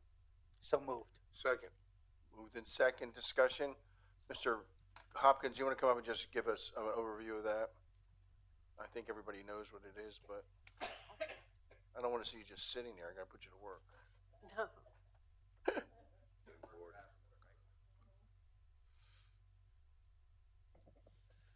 So the reason for the request is that we have an opportunity to recruit a former intern who's graduating this year from Ohio State. Excellent worker. The Ohio State. The Ohio State. Excellent worker. It's good succession planning. The city engineer and another member of the engineering bureau are retiring at the end of this year. From experience in the past, we have had a really hard time recruiting. It's so competitive. Most of the Lafayette students are hired before they graduate. There's not a big pool of candidates, and this time I think we really have a good opportunity to get a solid young engineer in here, train them right, and then be ready to hit the ground running when we have two retirements. The one gentleman's been with us for over 30 years, and the other replaced our former engineer Joe Morrow about 6 years ago. Thank you. Any questions for Mr. Hopkins? I just say that, your process here is very much like out in industry where companies hire over the summer students that then once graduate come back to that company. I mean, that's how competitive the market is, that they want to get, if you will, get their claws into those students before they actually hit the market. So having a former intern here is definitely kind of the road that normally is taken. It's amazing how competitive the market really is. It's really tough, and what I like about this young man is he really likes the work. He likes everything we do, getting into traffic and all kinds of studies. So I'm looking forward. Thank you. Any other discussion? Roll call. Dr. Ruggles? Aye. Mrs. Sultana? Aye. Mr. Ettinger? Aye. Mayor Panto? Aye. Mr. Pinnabone? Aye. And Mrs. Rose? Aye. At this time, is there any other discussion about city There's council? I have one other one more. I skipped resolution. over one. Oh, okay. Sorry. The Chester Valley Engineers. Yes, there's a resolution approving a proposal from Chester Valley Engineers for $31,180. Motion. Second. Moved in second. Discussion. Roll call. Mrs. Rose? Aye. Dr. Ruggles? Aye. Mrs. Sultana? Aye. Mr. Ettinger? Aye. Mayor Panto? Aye. Mr. Pinnabone? Aye. Aye. Thank you. Any other discussion for city council? Mayor, I wanted to bring something up that happened before I got here, but I've been brought in now, and I wanted to discuss it. I touched base with Jeremy today. He's prepared to answer. As mayor knows, I'm working on a PLA agreement with the unions for the city, and one of the reasons that I started that is the issues the city had with the 4th Street parking garage and just everything that happened there. I realized today that one of our companies that I met with today, Bean Contractors, have been in the city of Easton for 102 years. I thought it was 80. I found out today it was 102. They employ many people from here in the city of Easton. They were subcontracted on the parking garage. They're owed approximately $1.4 million. The contractor has skipped out and not paid many of our contractors. They're at risk of shutting this business down after 102 years and getting rid of all their employees because they didn't pay. So they're scrambling, right? They're nervous, they're scared. So I reached out to Jeremy. Jeremy, can you give us an update on where we're at with that, what the plan is? What are the chances of these subcontractors recouping their money that they worked and earned? Certainly. So obviously the subcontractors are governed by the agreement they have with the general contractor. So the city has no contractual privity with the subs. Correct. There's nothing we can directly do as far as we can't pay them or we're doing what we can to try to pressure the GC to pay the subcontractors. In that regard, we had a meeting with the GC. Their legal team as well was all here at City Hall in October of last year.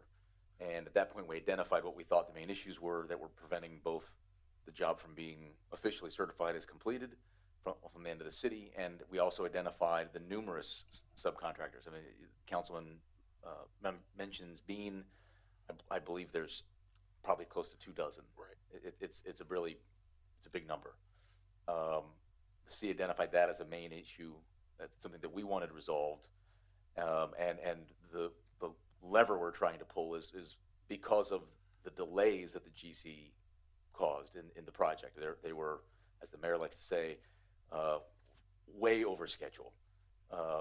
And we gave them every opportunity to continue to do it right because we didn't have any alternatives. At some point, they were in too deep, and if we changed horses midstream, you're going to be even further behind. But the lever we had to pull there was liquidated damages, which exist in the contract we have with the GC of $2,500 per day for every day they're late. And so we were trying to lean on them to say, pay these contractors and maybe we can negotiate these things. And the long and short of it is they're not responding.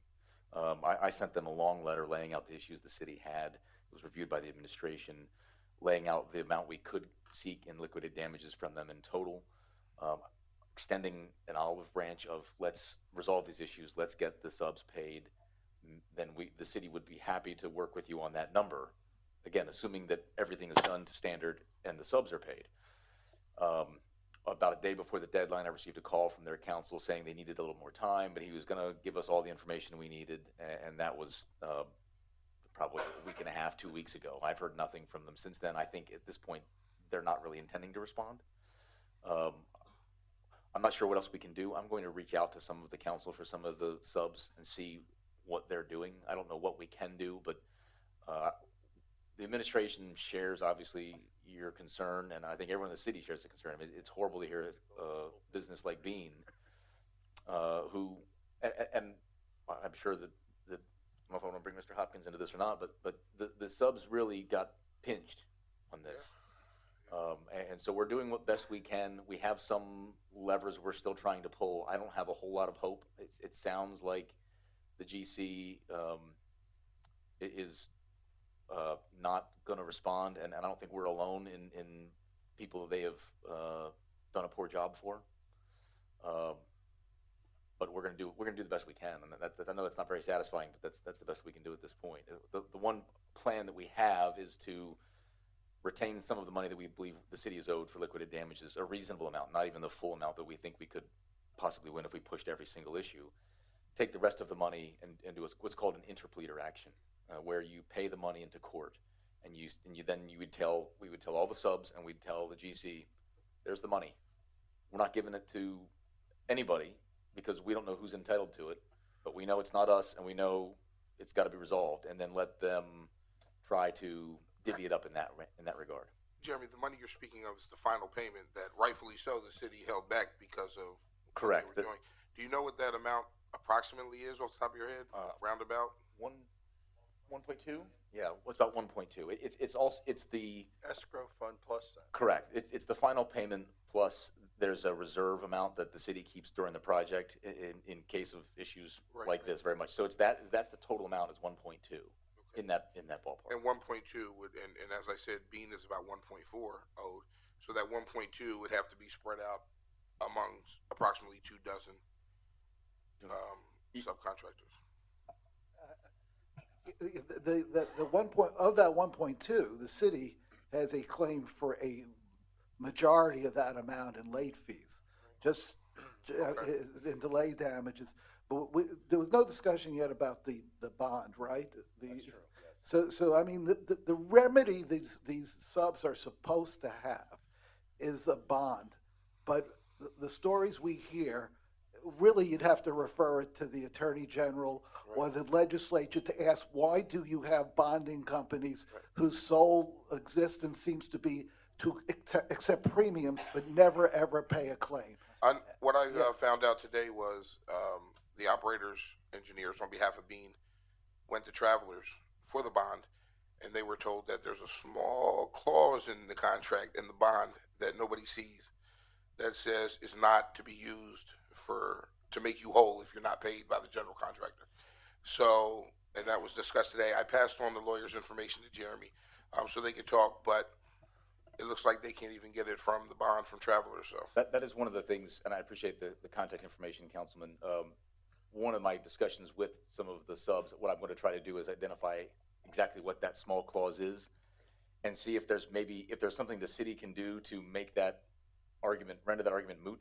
You know, if there's some certification that's needed, I don't know what it is, but I want to make sure that there's not something perhaps the city could do that would put the bonding company in more of a corner and force them to stand by what they're supposed to do. But I don't know what that is yet, not having seen their justification for not paying. Thank you. Certainly. I can tell you that the general contractor's name is mud all over the state because Lancaster just took them to court as well. Well, and I know Councilman mentioned something about dealing with the lowest bidder, and the problem was at the time this bid came through, there were rumors that the GC might be trouble. Yeah. But had the city denied their bid, we would have certainly faced litigation from them at that point, because I don't know that Attorney Shearer and I looked at the facts that we had and didn't feel it was strong enough that we could, in good conscience, advise the city to deny. Jeremy, I'm sorry, Joel, 1 second. Who would be, and I don't think it's us, is it up to the subcontractors to sue them? Yes. And liquidate their equipment? That wouldn't be us, it would have to be the subs, right? They'd have to sue the GC under their contract with the GC, yes. Thank you. Yeah, no, I was just going to say, when the time came for the bid, Dave Hopkins and I had a number of discussions. And the key term is lowest, quote, responsible bidder. The responsible bidder part, though, when you read the cases, you really have to have something definitive. It can't be based on innuendo, which is all we had at that point in time. And therefore, if we didn't do it, next thing that happens, and these people, I'm sure there would be no hesitation. They would have been to court. We would have been spending years potentially in determining who should be the bidder. And the feeling was this garage had to get started. So it was. I don't know if there's any way to change the lowest responsible bidder legislation, but that's all to try to avoid corruption on the municipal level. With what they did here in Easton, does that qualify them to get bumped out under qualified, lowest qualified bidder? At this point in time, that's why when you say their name is MUD, I am sure they already have MUD Roman numeral 2 LLC in existence.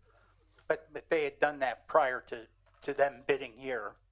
We were well aware of that. I still believe that should be disqualifying for somebody, with that kind of track record. I mean, in communities in Reading, they got away with it. There were several cases that were cited to me, And I had reservations, and I was the one who raised them early with Mr. Hopkins. Yeah, at the time, my recollections, there was nothing definitive that we could truly, that we would not have been in court. Lancaster didn't take him to court at that time, because I remember Joel and I talking.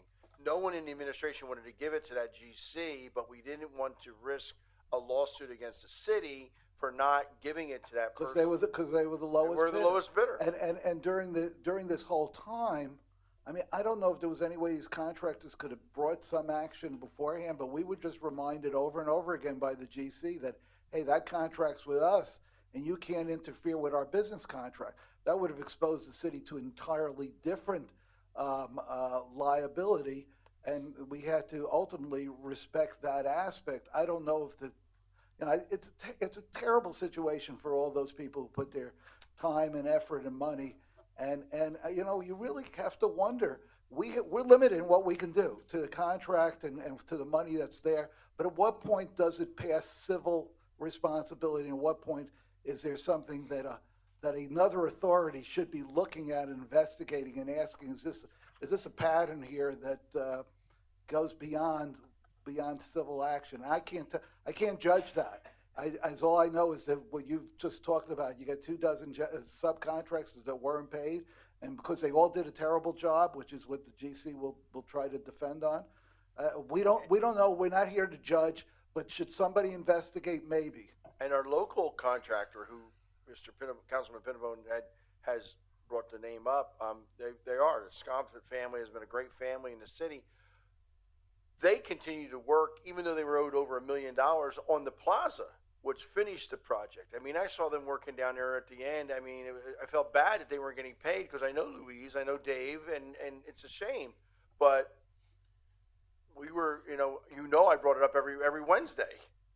I wanted them to get paid. There's no way we could do it. It was a terrible situation for them, because if they didn't do it, then they would be exposing themselves under whatever contract. We don't know what their contracts are. Right. That's totally between the GC and the sub. But whatever it is, it's like they're just getting sucked into this. So it's, as I say, it's unfortunate, but we're cognizant in whatever we can do within our obligation, our contractual obligations. We don't want to give a dime extra to this GC that we don't have to give, and unfortunately, we had to give it as the stages were met up till now, because now is the final stage. Well, I know we're all on the same page, but again, whatever you guys can do, right? Whatever you can do for all the contractors, but it's a little sickening that one of our companies, 108 years with so many Easton employees, can be shut down over one project from a company named Mud. So whatever you guys can do, I'd really appreciate it. I'm sure the city would really appreciate it. Thank you for your help. Dr. Ruggles. Yeah, I appreciate, that situation, but maybe into the future, my question would be, if we review the bond that is issued to the GC and find that clause in the bond, can we say that's irresponsible? I don't know what the clause is, and I know, but I'm Yeah. saying if there's a clause in there that says basically we don't have to pay the subs, that might be a reason to say that's irresponsible. I mean, at this point, we're speculating, because we really don't know what it is, and perhaps the real question is there a bonding company that issues bonds that don't have that clause? And that's the problem. Right. So the only thing would be, is there a way that you could require? That's why people, when they can, will insist on a letter of credit where the bank's holding the money, but that's usually to protect us, not that the subcontractors would have had to say, hey, we're not doing work with you unless we have a letter of credit from a bank that says they're going to pay it. I mean, that's the problem. The relationship with the bond wasn't for us as much as it was in the issue between the GC and the subs. And so somewhere in this thing, as sad as this situation is, the subs have to ask themselves, and they're probably kicking themselves. We knew we were stuck with this bidder, but they weren't.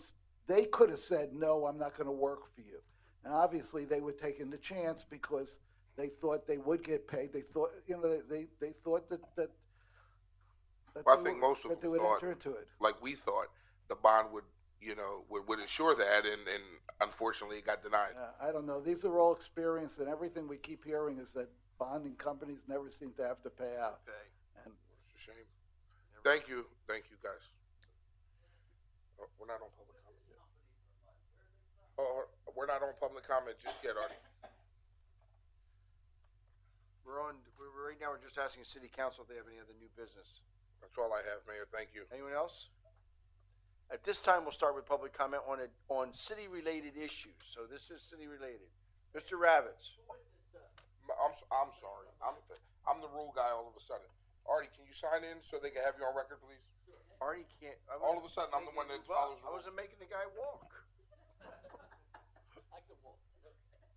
Artie, he treats you like an old man. Artie. I can't run, that's all. Artie Ravitz, 144 Church Street. Who is this general contractor? Where is he from? Parada Builders. Barada? Parada. Parada. P-E-R-R-O-T-T-A. Builders. Don't make Italian jokes. Oh? Parada Builders. Where are they TTO, from? sorry. Where's Parada from? Reading? Berks County. Reading, yeah, Reading. How about, are they in bankruptcy already? Do we know that at all? I don't believe so. Because that's where a bankruptcy court, you go right to Reading, the bankruptcy court, take them right there. except it doesn't work quite like that. I understand. If you run your company well, if you're wise enough in how you run your company has no assets. They don't even have to bother to go to bankruptcy. Yeah. The LLC. Do we know how much money is owed besides the Beam Corporation? No. I don't know. Because that would help determine how much the, We only know the how local one. the city's But I money can will be tell you, I split get phone calls every week every week. from landscapers or masonry guys down in Philadelphia. I mean, they're all over. They're regional. Yeah, oh my God. Horrible, horrible. Thank you. Thank you, Mr. Ravitz. Anyone else like to address the city on city issues? Yes. Mayor, while she's coming up, let me just say I want to thank. Good job to you and Dave Hopkins and our attorneys by at least withholding the final payment. Three payments. Okay, 3 payments. Well, thank you guys for having the foresight to do that. Hopefully, the subs can recoup something. Thank you for that. Can you spell your first and last name, please? Yes, Louisa Durkin, Louisa Durkin, 205 Paxinosa Road East. Thank you. Okay, I am reading a statement from the Easton Environmental Advisory Council. It's just a suggestion for the city. So we, the Easton Environmental Advisory Council, urge the Easton City Council and staff to carefully consider the significant benefits of hiring individuals with expertise in enforcing municipal codes and ordinances related to the environmental protection and sustainability of the city. While our city boasts rich natural landscapes and relevant set of environmental codes, the demands for oversight and enforcement extend far beyond what our current staffing can adequately address. And it's our understanding that the city is currently or will soon be hiring new code enforcement agents. Presently, inquiries and requests related to environmental regulations are primarily directed to Rob Christopher, our city's conservation manager. However, Mr. Christopher's capacity to handle the volume of queries and enforcement actions is limited. By bolstering the codes department with personnel experienced in enforcing environmental regulations, we can alleviate the strain on existing resources and ensure that inquiries are addressed and enforcement actions are effectively carried out. So key attributes to seeking candidates include experience in conducting inspections and investigations to ensure compliance and environmental regulations, focusing on areas such as air quality, water quality, waste management, plant identification, and land use. Additionally, codes officers with environmental experience could provide guidance and support to city staff, businesses, and residents on environmental compliance requirements and best practice. They could also play an integral role in reviewing departmental development projects and permit applications to assess environmental impacts and ensure compliance with city codes and regulation. Having knowledgeable staff within the codes department can lead to more proactive measures to mitigate environmental risks and promote sustainable development practices. By integrating environmental considerations into planning and permitting, we can ensure resilience in climate change, minimize pollution, and safeguard this community's natural capital. Also, investing in personnel with enforcement experience in environmental matters can enhance our reputation as a leader in environmental stewardship. We recognize also there's clear financial benefits associated with building this type of expertise into our department. Proactive enforcement can reduce the need for costly remediation efforts in the future and maintaining. Lewis hung up. Lewis didn't want to hear it. I don't know what you said, but.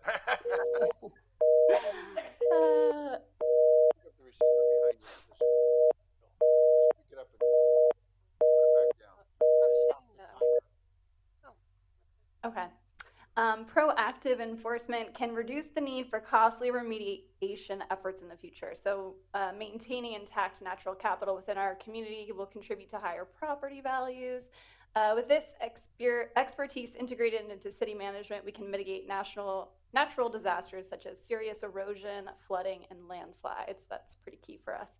So overall, we expect this to contribute to a sustained quality, higher quality of life. So thank you a lot for your consideration. And if you have any questions, please don't hesitate to reach out. I have copies in case anybody's interested. Thank you. Thank you. Good, thank you, Louisa. You can just Yeah, put them in roll. I could pass the copies down. Thanks for your suggestions. And when I was in Washington this weekend, I attended my Energy, Environment, Natural Resources Committee and talked about the same things, resiliency and sustainability.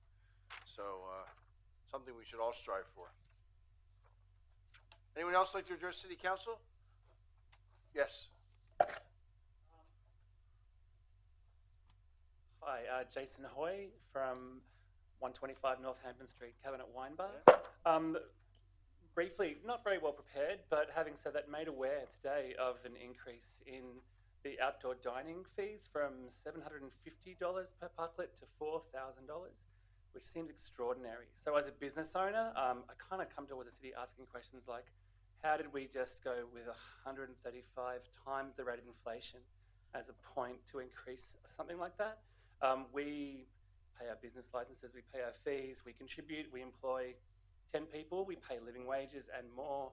And I kind of want some really good mathematics from the city on this before I think it would be approved by the city, even at double. Otherwise, I'd probably ask if we can just put red covers on 4 meters in front of our restaurant at $15 a day for the next 6 months. That'll cost me $2,500 per park, so it'll be much more economical for me to just shut down the street without asking for permission or looking for outdoor dining. It seems to be that there's some very bad mathematics happening. If someone on our block or any other block can actually block 4 spaces out for 4 months for valet parking, whatever they'd like, I don't see why every other business couldn't do the same thing rather than paying $4,000.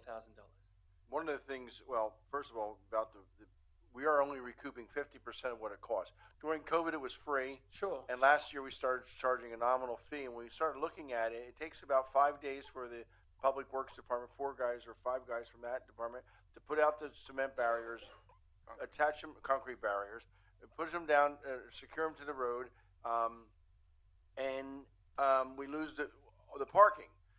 Some of the restaurant owners complain that they don't want the restaurants, don't want it because they're taking away their valuable parking spaces. We did change the outdoor dining is now limited to 2 spaces, no longer is it 3 or 4. It's the 2 in front of your business and that's it. And frankly, the way we looked at it is it's expanding a restaurant's capability of serving more people.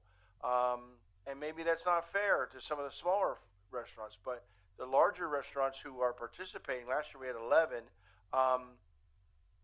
some of them doubled the size of their tabletops and made more money. So we looked at it and figured that, okay, we should be getting $6,200 or $8,000 a piece. We looked at 50% rather than 100% to recoup some of it.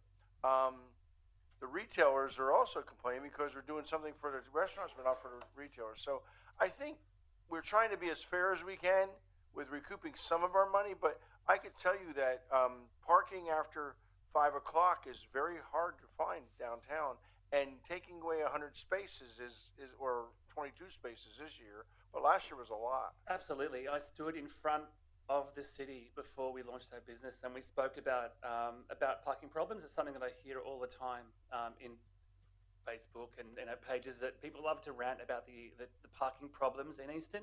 I invite them to live in Brooklyn to see what a real parking problem looks like. But having said that, it seems to me there seems to be some inequalities and some things that need to be considered further. Like I said, back to being able to rent a meter and put a red hood over it for as long as you like with no. We're not doing that. The parking summit that we held, and now we have to take those recommendations to the downtown residents and merchants, eliminates those except for construction workers. Right. We have two bags down on North 3rd Street that have been there in perpetuity. I mean, they basically just want them forever. Yeah, they just want them forever. Yeah. They're paying the $11 a day. That's a fantastic rate. I'm happy to pay that. We're still building our restaurant out behind, so it seems that I could use that same loophole for as long as it takes me to finish my business. Mm-hmm. But I think there's some incongruities with that. Secondly, maybe look at the negative impact of some of those large bacon fests and bike rides that shut down restaurant business in Easton, and maybe compensate in reverse, or ask for someone like the GDP or an organisation to substitute part of that payment for restaurants where there's an equally adverse effect for businesses. So that's my comment. Needed to get up and talk about that because it does affect restaurants, and we're being touted as the restaurant city in the Lehigh Valley, and hopefully we're a part of that, but I don't think it's going to help us if we hinder that reputation. Thank you. Thank you. Thank you. Go ahead, Dr. Ruggles. I just want to say, I mean, I looking at it from a distance and seeing the amount of increase, it does look like it's relatively high. Right. But first of all, the $4,000 is for locations that are serving alcohol. That's, if you're not serving alcohol, it's only $3,000 Sure. first. But we have artificially kept it lower, okay, to basically help the restaurants out through the period of COVID.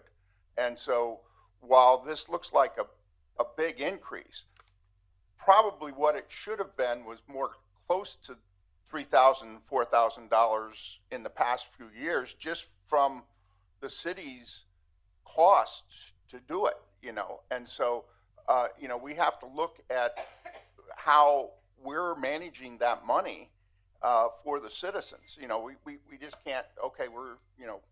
Absolutely. You know, so I mean, I think that, you know, I think you're right. I think, you know, going from $750 to $4,000 is a big number, but realize that that $750 was artificially kept low in order to assist the restaurants, you know, Sure. and it should have been much higher.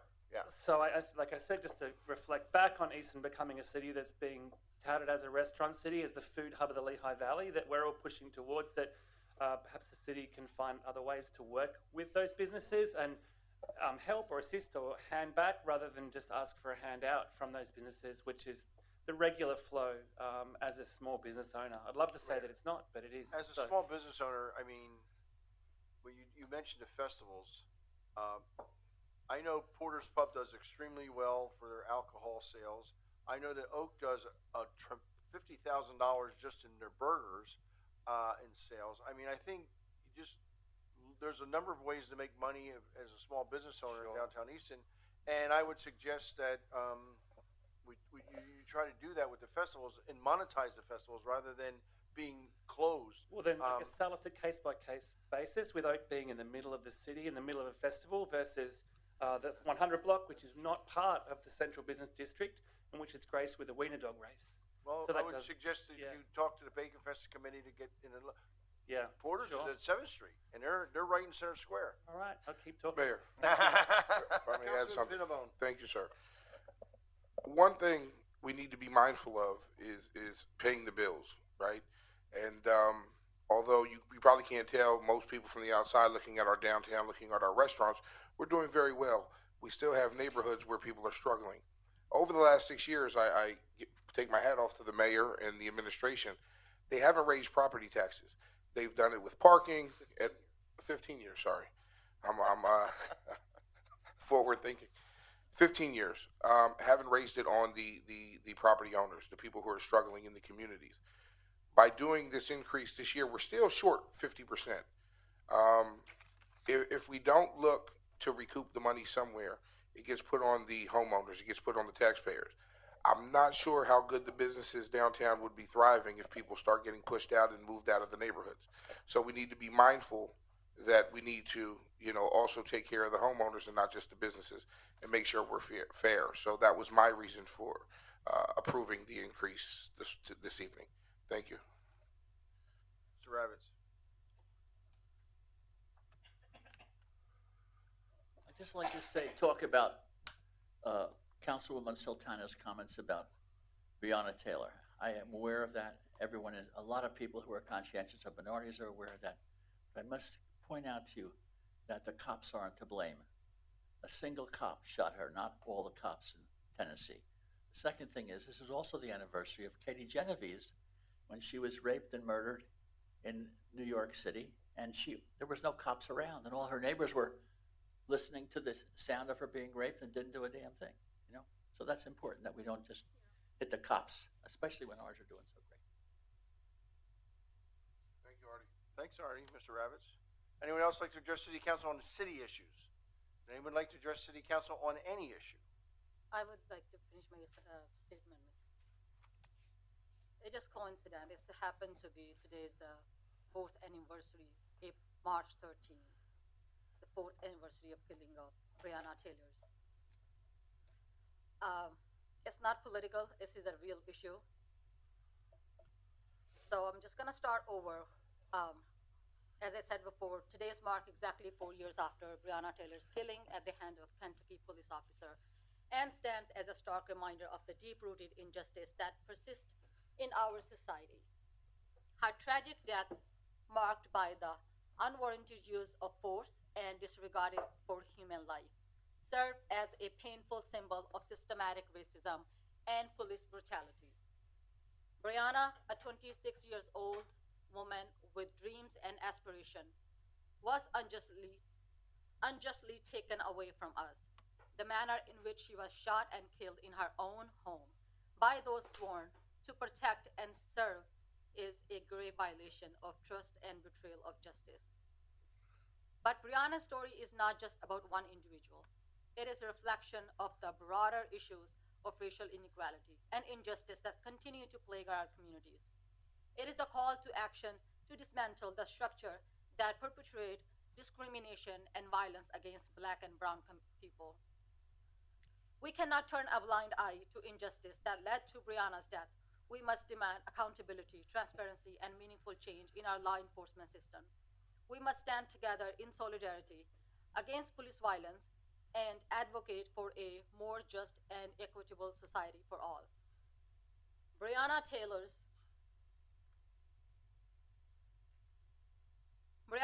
name should not be forgotten. Her memory should fuel our determination to fight for justice, equality, and the end of systematic racism. Let us honor her legacy for continuing to speak out, to protest, and to work toward a world where every life is valued and protected. Our thoughts are with Breonna's family and all those profoundly impacted by her untimely passing. In memory of her, we renew our commitment to advocating for the eradication of police violence, particularly against Black and brown communities who disproportionately bear the burden of such injustice in our nation. Some of the quotes that I found, and I feel like I should definitely say that. So I need to run some errands to ensure I arrive alive.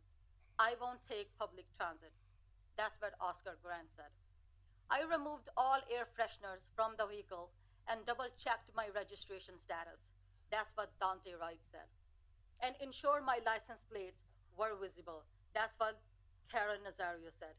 I will be careful to follow all traffic rules. That's what Philando Castile said. Signal every turn. That's what Sandra Bland said. Keep the radio volume low. That's what Jordan Davis said. And won't stop at a fast food chain for a meal. Richard Brooks. I am too tired to pray.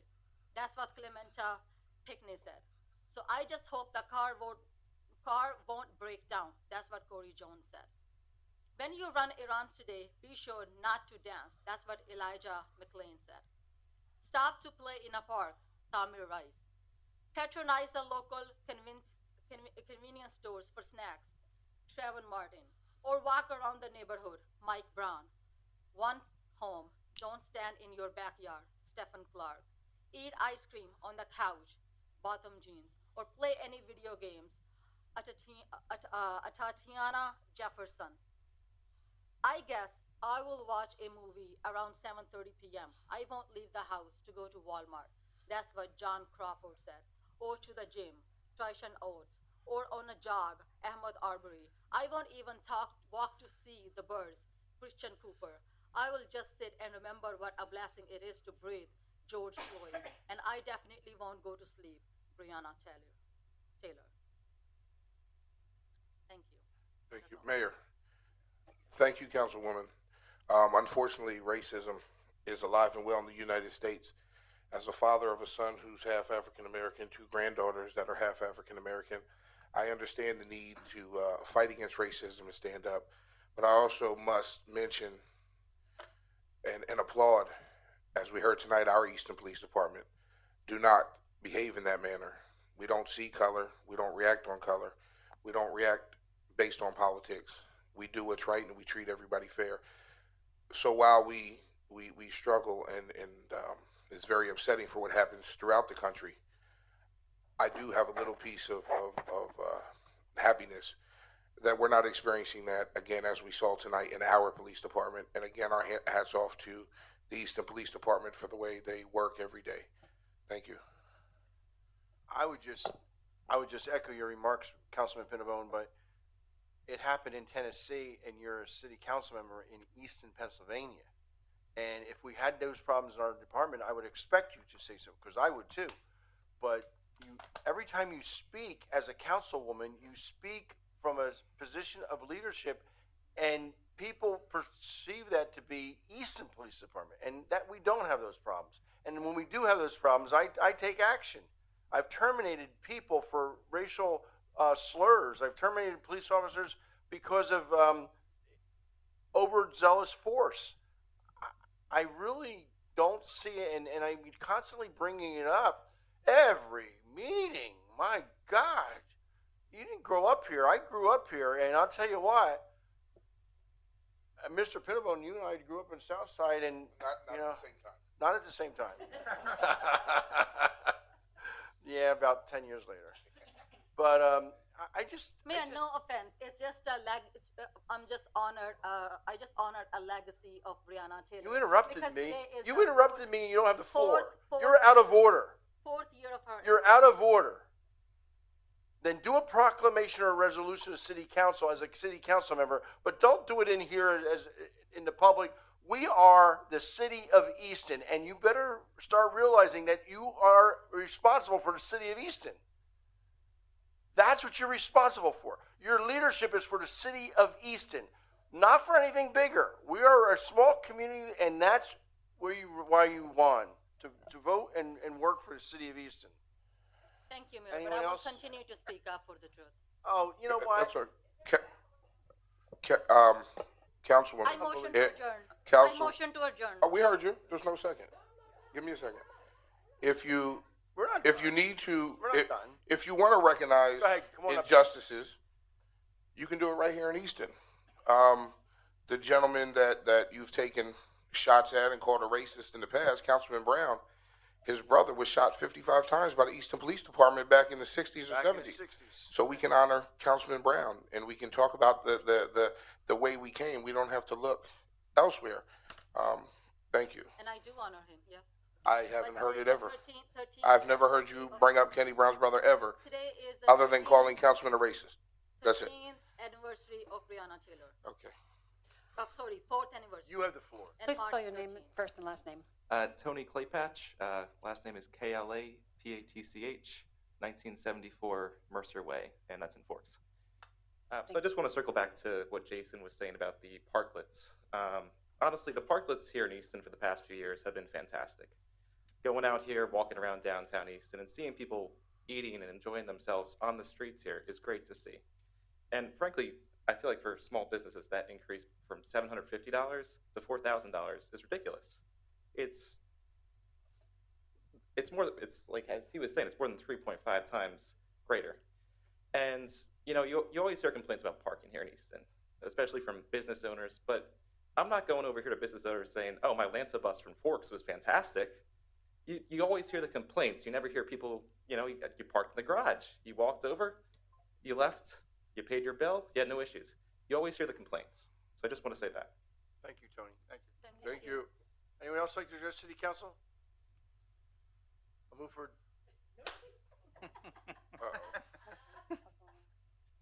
Tell her she's too late. Pamela Panto, 158 Charles Street. I served for the city, represented the city 20 years on zoning, past and present, and 6 years on city council with 2 different mayors. I think our police department is doing a fantastic job. After seeing what I saw tonight on the video, I think Ms. Sultana should be more concerned about her violence in the home instead of all the other issues. And also, the elephant in the room, I don't think the children have any right to be sitting up with Ms. Sultana right now. I'm sorry, this is a professional organization. It's not bring your children to work day. And I am very offensive. I think it's offensive that this has been let happen. The father is here. The children should be with the father. And if you don't have a babysitter, then stay home. Thank you. Thank you. Thank you, Mrs. Panto. Mrs. Panto, you were a councilwoman under 2 mayors. Yes, sir. Which one was your favorite?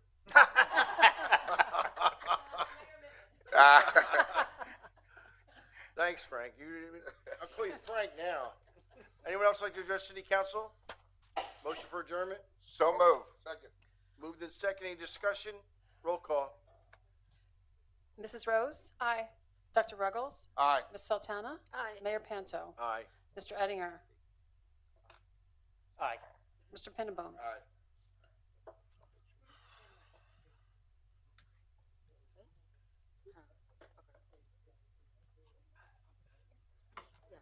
Meeting's adjourned.